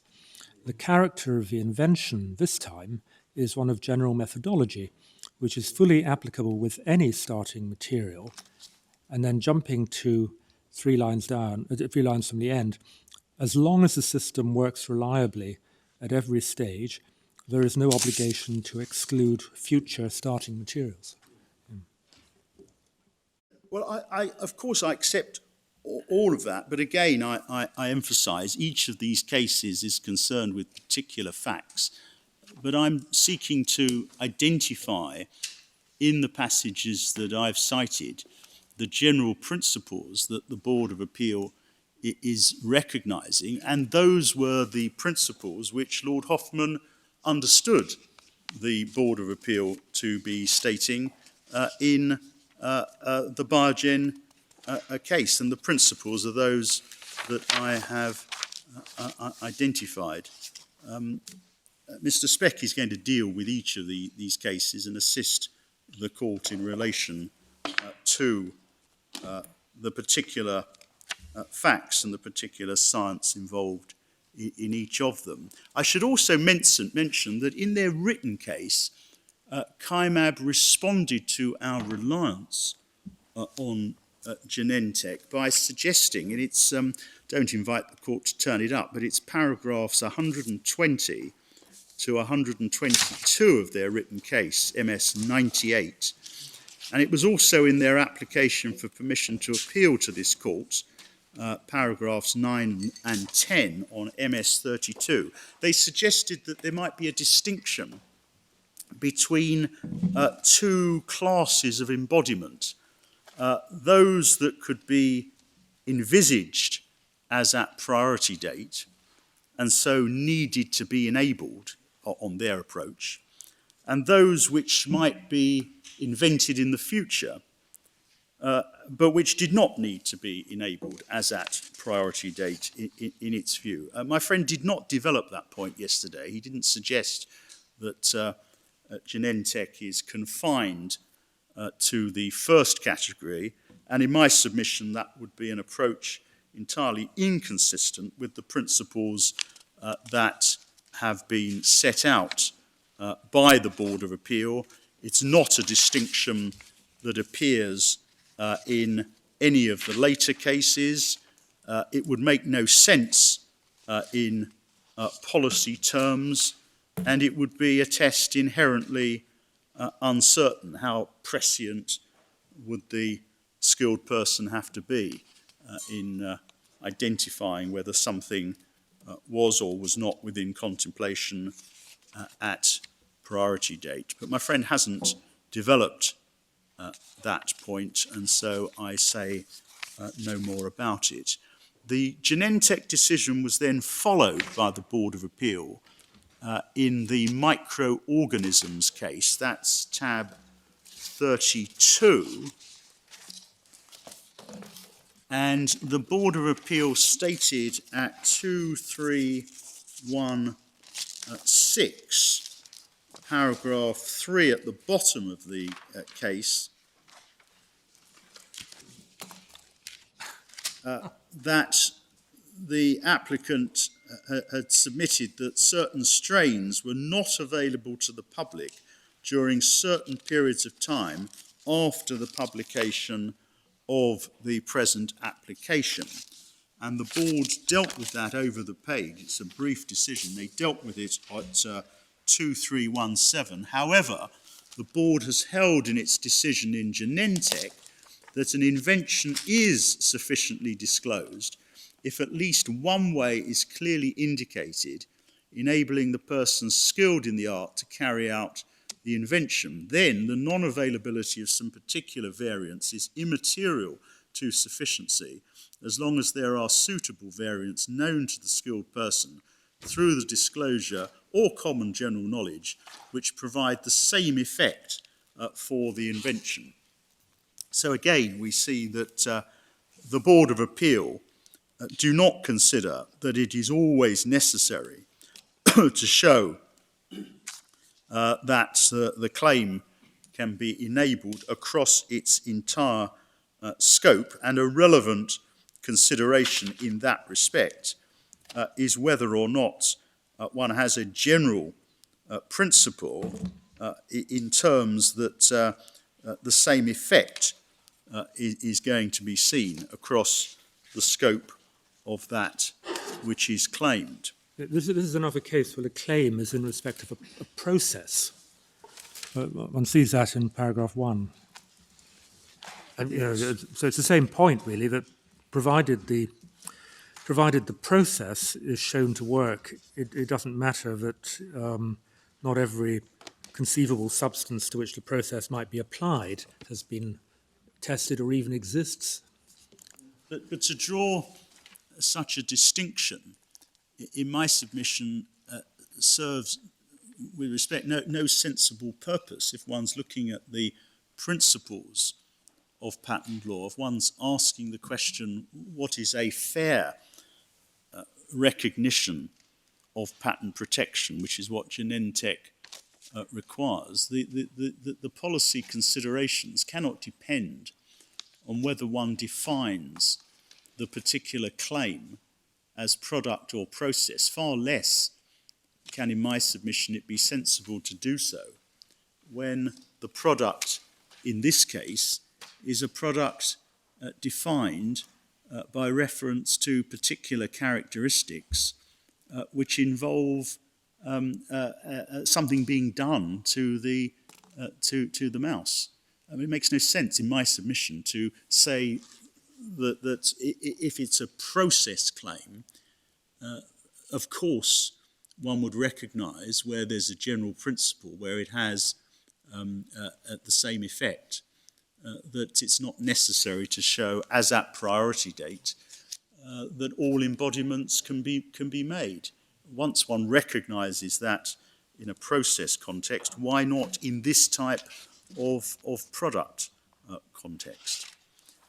Again, each of these cases is very much dependent on its own facts, but we say there is a principle that comes through here. The enlarged Board of Appeal, as has been mentioned, has briefly referred to this matter in the transgenic plant case, this matter being the Genentech decision. It's Authorities Volume 5, tab 42.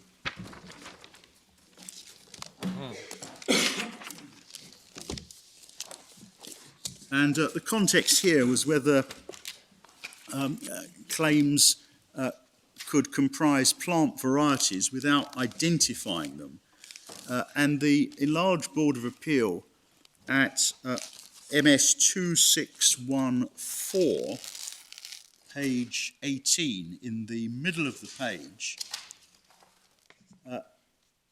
say a similar situation concerning the requirement of sufficient disclosure in Article 83 may be found in the case law concerning biotechnology inventions, and in decision T361, that's microorganisms and Nabisco, it was decided the non-availability of some particularly effective strains in a class of microorganisms is immaterial so long as other suitable strains are available to the skilled person.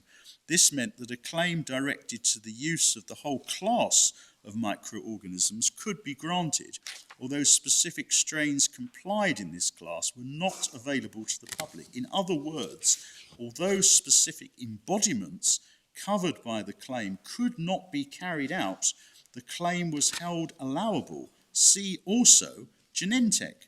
Hence, the anomaly assumed by the referring board does not exist. Rather, the examples show that the rule assumed by the referring board that an invention is not patentable because it covers an embodiment which does not fulfill the requirements for patentability is not without exception.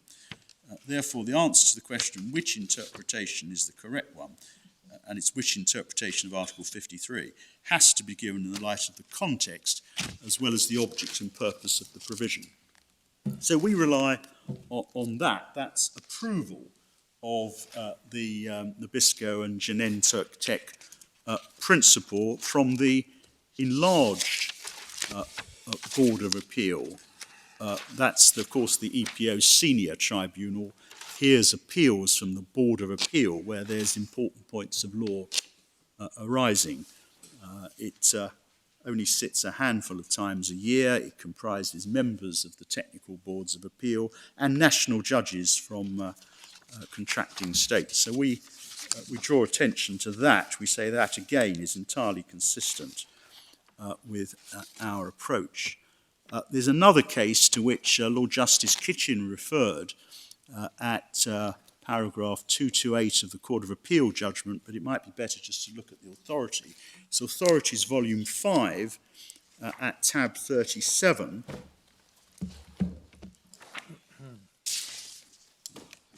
This is the Kirin Amgen case. It's the same patent, isn't it? Yeah, we think it's the same patent as was subject of consideration by the Appellate Committee, but that doesn't matter. The point that's being made by the Board of Appeal appears at MS 2454, paragraph 4.5, where the board say this: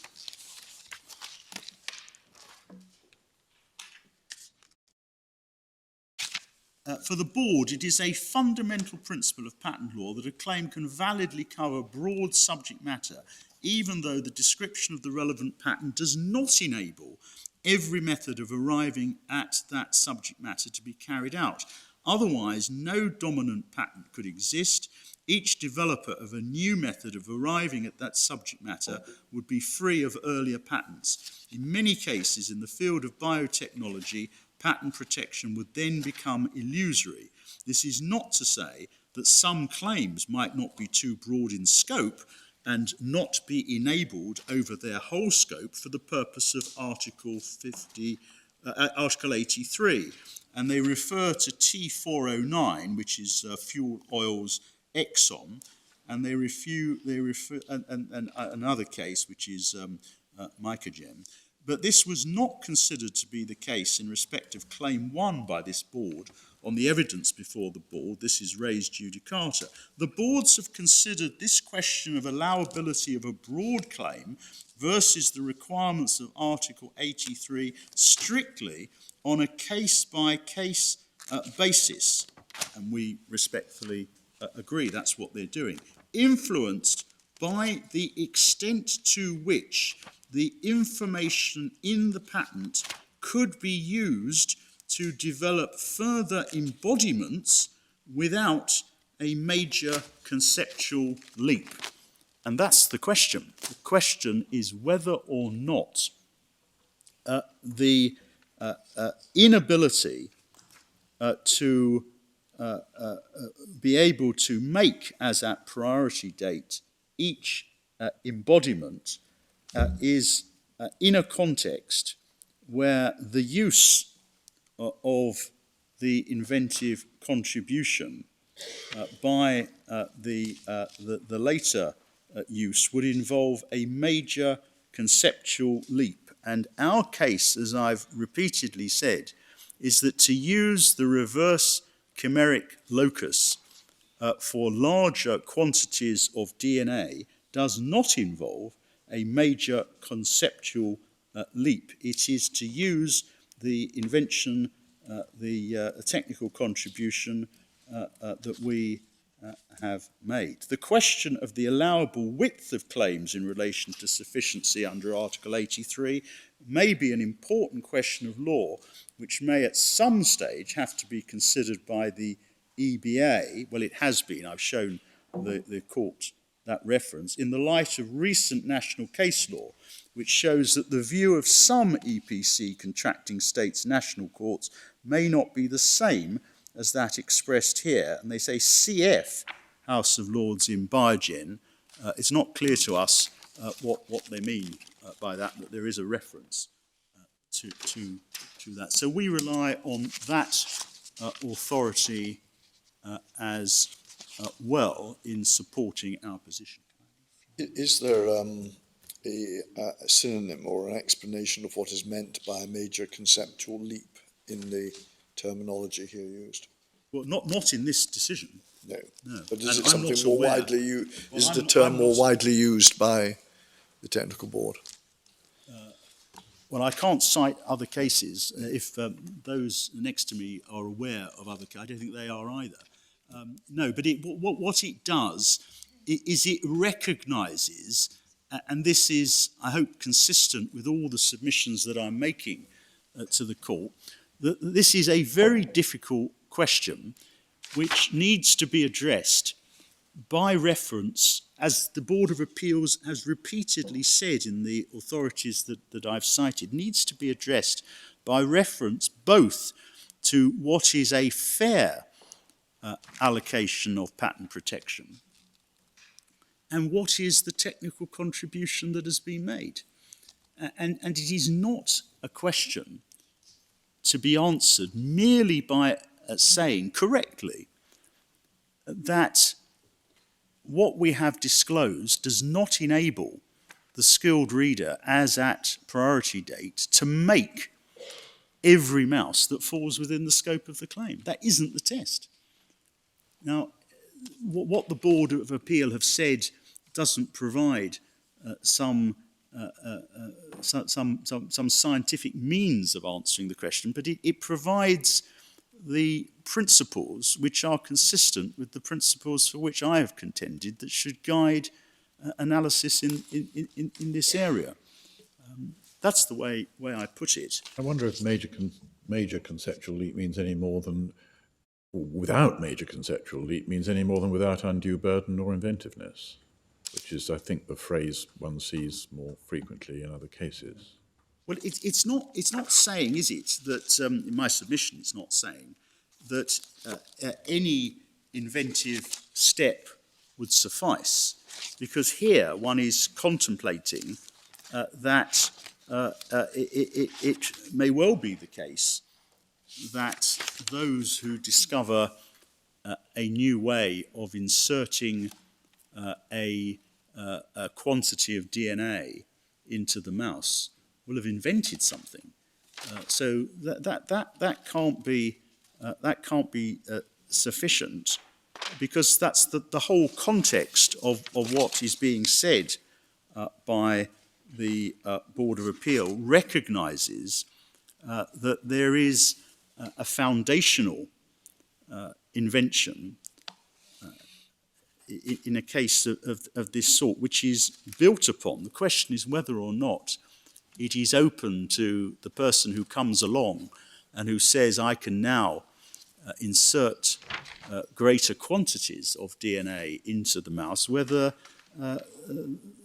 our patent is valid, because what they are using is the conceptual leap, the very substantial conceptual leap of our technical contribution of the reverse chimeric locus. That's what they are using.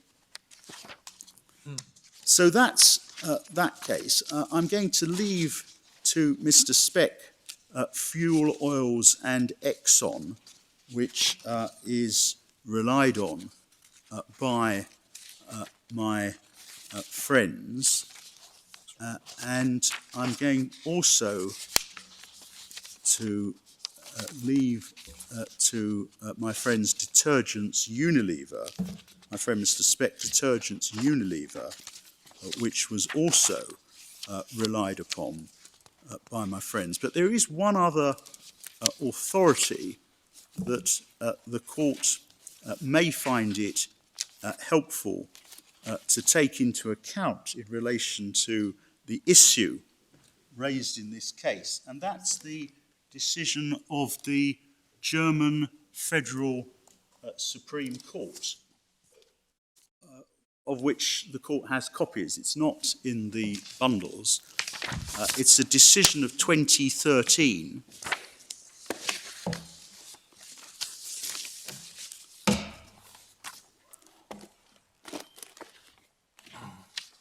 And it's the Federal Supreme Court, 10th Civil Division of Germany. There's a headnote that summarises what's going on here. The applicant is generally free to choose not to limit the claim. Does the court have a copy?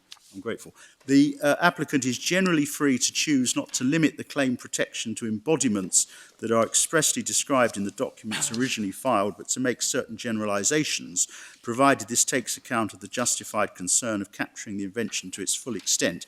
Whether or not the wording of a patent claim that contains a generalisation meets the requirement of an enabling disclosure depends on the protection it seeks, which must not go beyond what the skilled person, taking into account the description and the embodiments contained therein, understands to be the most general form of the technical teaching that solves the problem underlying the invention.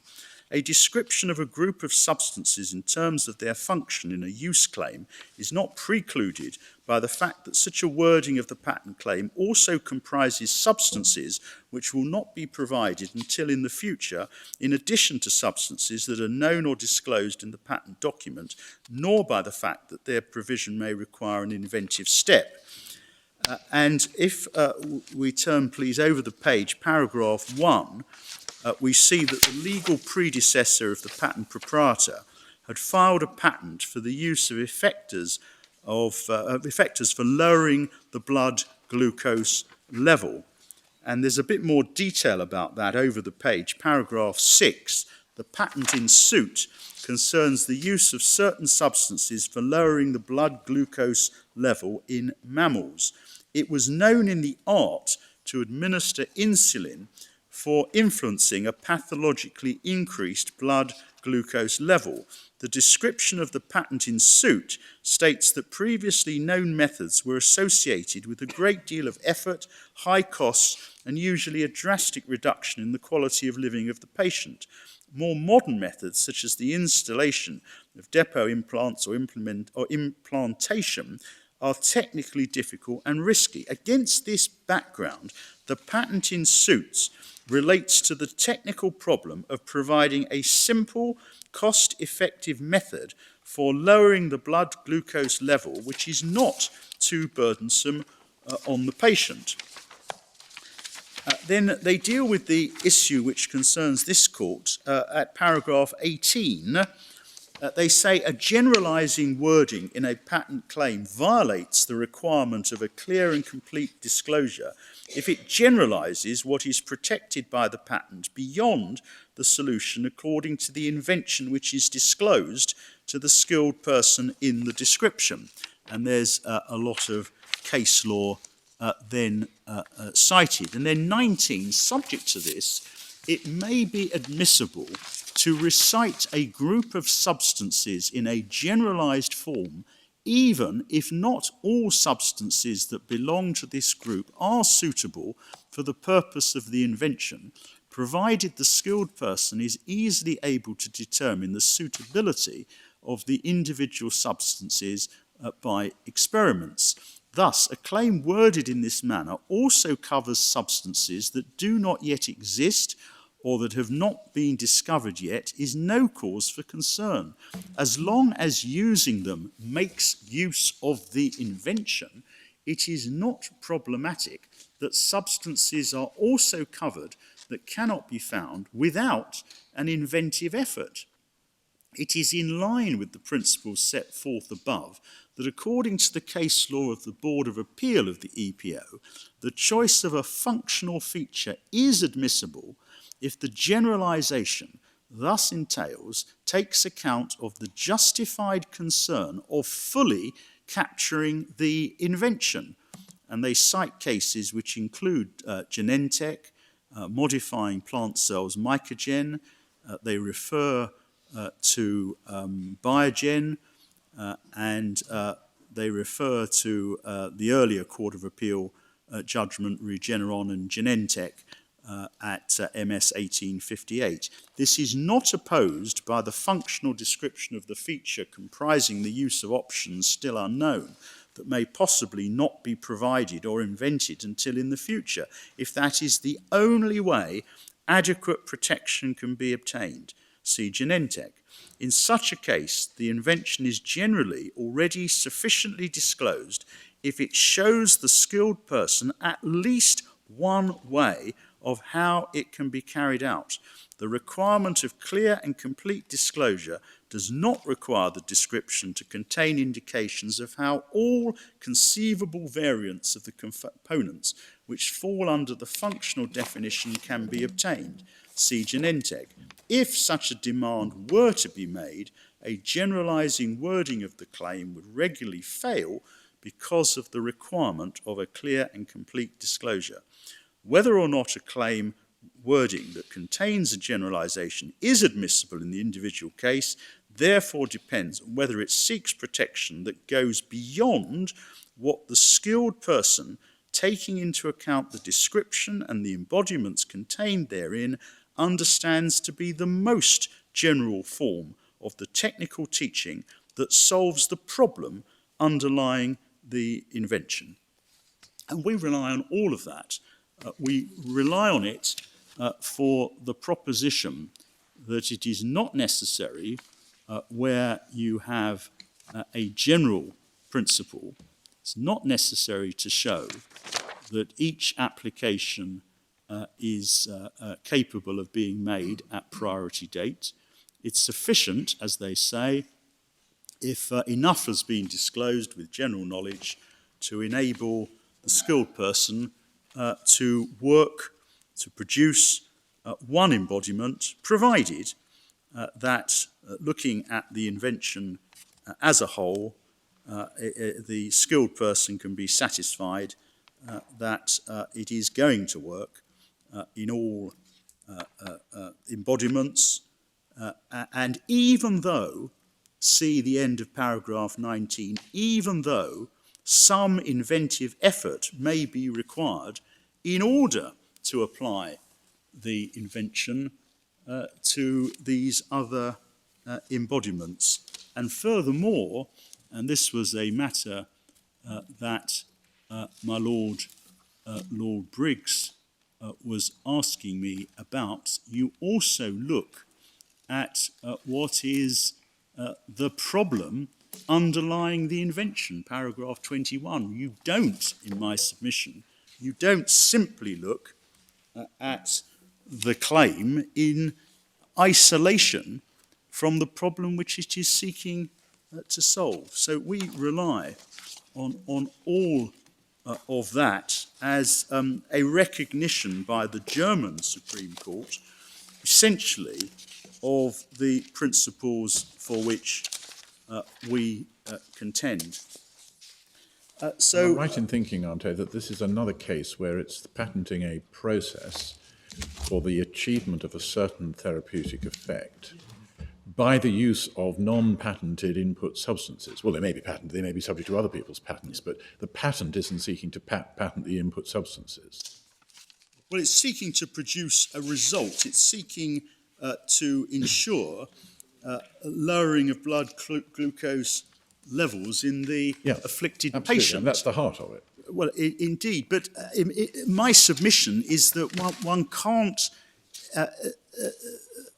one shouldn't, in my submission, one shouldn't adopt the approach that one can identify two different categories of patent claim, one that's product, one that's process, and recognise that the patent law, both here and in the EPO and in Germany, has wisely recognised that there are cases where, by reason of the generalised nature of the technical contribution, it is not necessary for the patentee to show as at priority date that all embodiments that fall within the scope of the claim can be made.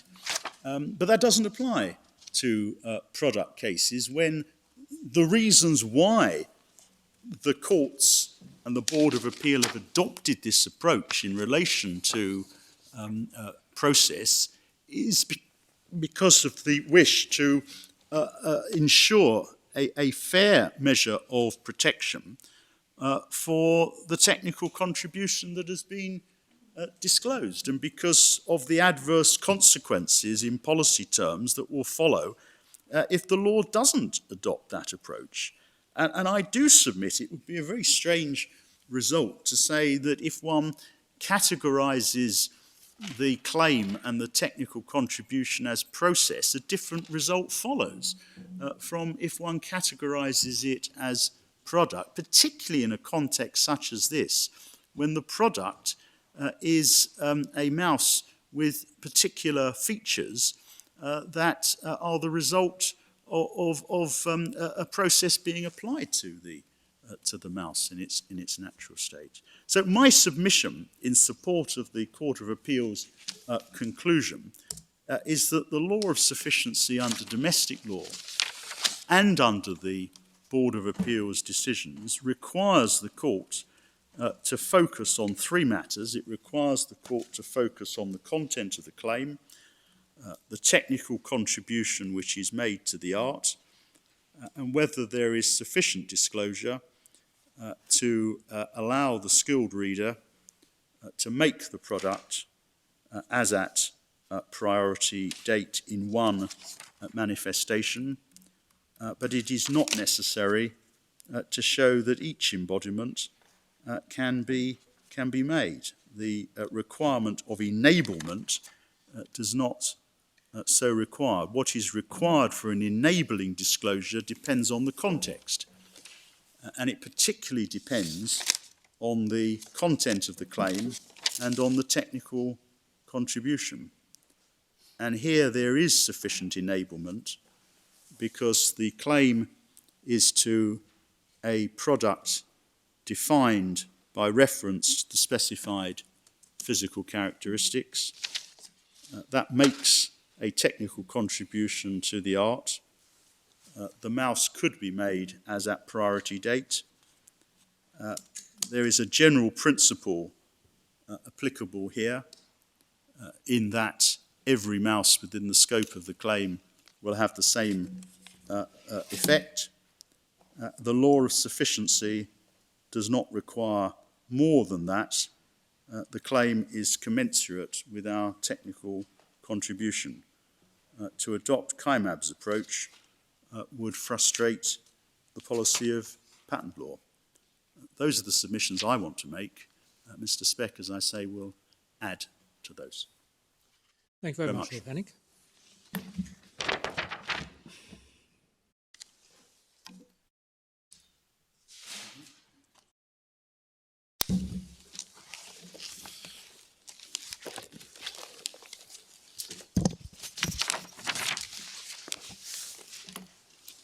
My lords, my lady, as my learned friends indicated, my task is basically twofold: to explain the scientific innovation at the heart of the patents in this case, and to cover, in particular, the EPO domestic case law, where a little bit of an explanation as to the science is needed to understand what's going on in those cases.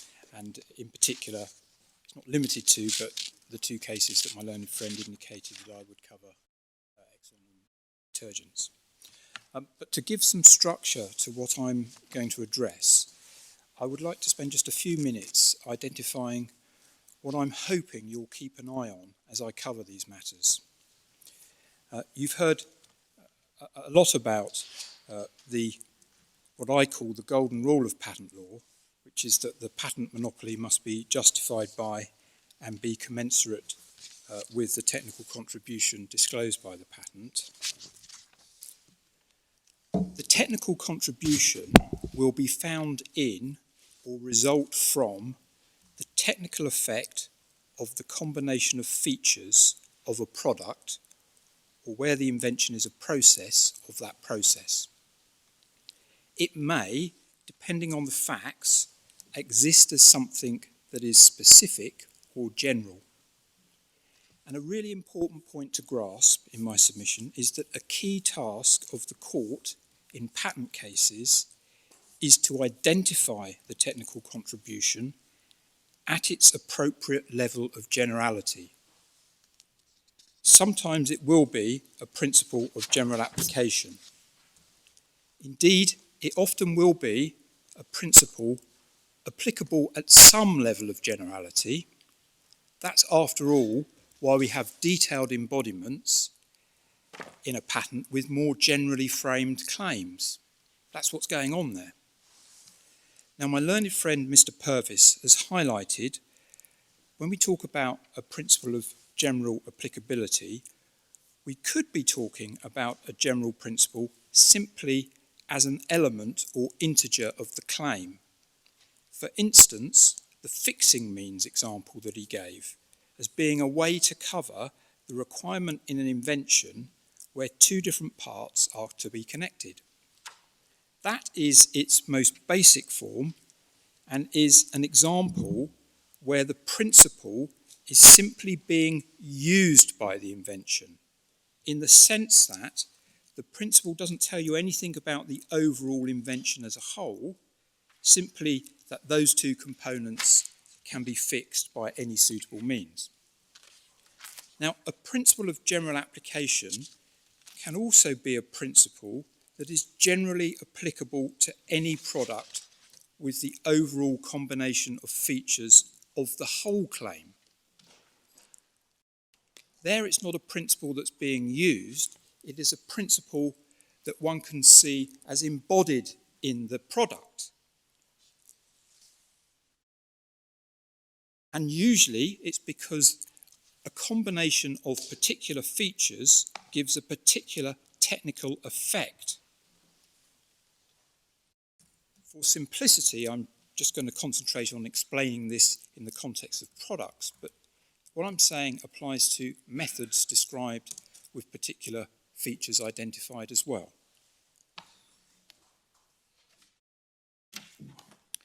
In the case that I've just described, the principle of general application is not merely something that is used by the invention, but it is the technical effect of the overall combination of physical features. In other words, the technical contribution of the invention itself.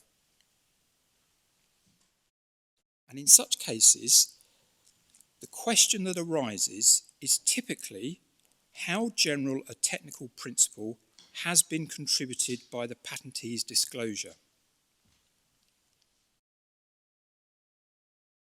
When it comes to the insufficiency objection,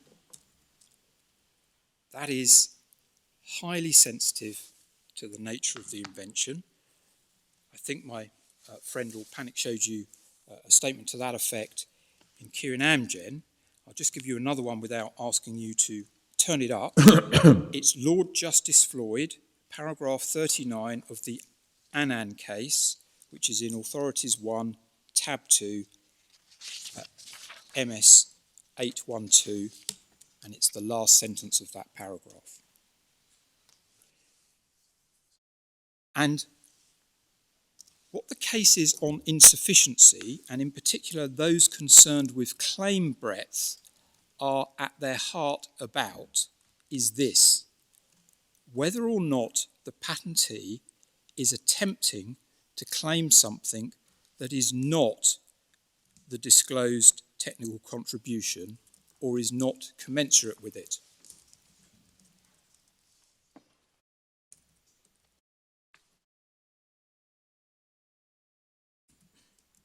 That is the heart of what we're grappling with. And so the point of me going to the detail of some of the key cases will be to see, or for you to see, what was actually in issue there. And I would also add this: the cases are regularly, in reality, concerned with the question of whether the monopoly being claimed has been generalised out so as to try to claim some already known or obvious goal. What do I mean by that? Let me illustrate it with an easily recognisable example, or one which I hope will be. The heavier-than-air flying machine, a well-known goal at the end of the 19th century. The Wright brothers devised one, and they were the first to do it. I think it was in 1903. And by do it, I mean achieve the goal. But they could not have claimed all heavier-than-air flying machines, covering, say, a modern-day rocket or a helicopter, even covering machines that us sitting here today can't envisage yet. But Orville and Wilbur Wright may have been able to claim a patent monopoly to a generalised description of their flying machine, perhaps focusing on the structure incorporating fixed wings extending from either side, where the wings have that well-known cross-sectional shape to take advantage of Bernoulli's principle to give the required uplift. One could readily envisage a claim which is a generalised description of the actual embodiment they made, framed to reflect that general technical contribution. And as such, that monopoly would be perfectly good, and I would add fair. Everything within such a claim, everything covered, is a way of implementing their technical contribution, even though they'd only enabled one very basic embodiment. I think one where the man had to lay on a tray and steer with his feet, I think, but it was a very basic embodiment. But their claim would legitimately cover all improved embodiments, perhaps with improved wings where the flaps enable the uplift to be controlled, or for the pilot to enter a banking manoeuvre. And it could cover embodiments constructed so as to use a different manner of generating propulsion, including those that made it possible to fly further and much faster. So, covering the brothers' principle when powered by Sir Frank Whittle's jet engine when it came along. But simply claiming all heavier-than-air flying machines is not a claim commensurate to the actual technical contribution disclosed. It's not a technical contribution at all, just a previously known goal. Now, the earliest case that I'm aware of this kind, is the famous and very early case concerning Samuel Morse of Morse code fame, and it's touched on in Lord Hoffman's judgment in Biogen. Can I just show you that? It's Authorities Bundle 1, tab 5, and the MS page for the reference is MS 982, and it's dealt with between lines 10 to 22. Well, this is the one I was thinking of, but I was misattributing the invention you might have been. to Edison. I Yes. thought you might have been. Yeah. But you see the issue encapsulated by Professor Chisholm in the quote at line 19.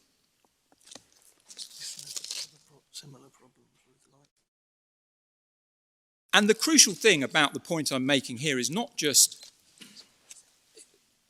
that he was trying to claim all ways, but he was trying to claim all ways of doing something that others appreciated the possibility of achieving. It was a known goal.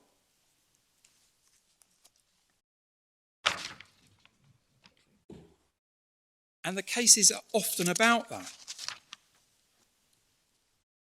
And that's why it's absolutely crucial when you look at the cases and you read statements, one or two sentences, that you actually understand what was an issue and what the patentee was trying to do.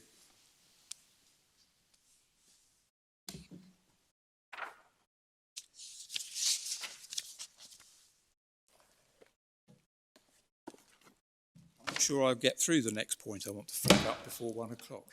Yeah, well, if that's a convenient moment, we'll adjourn then until 2.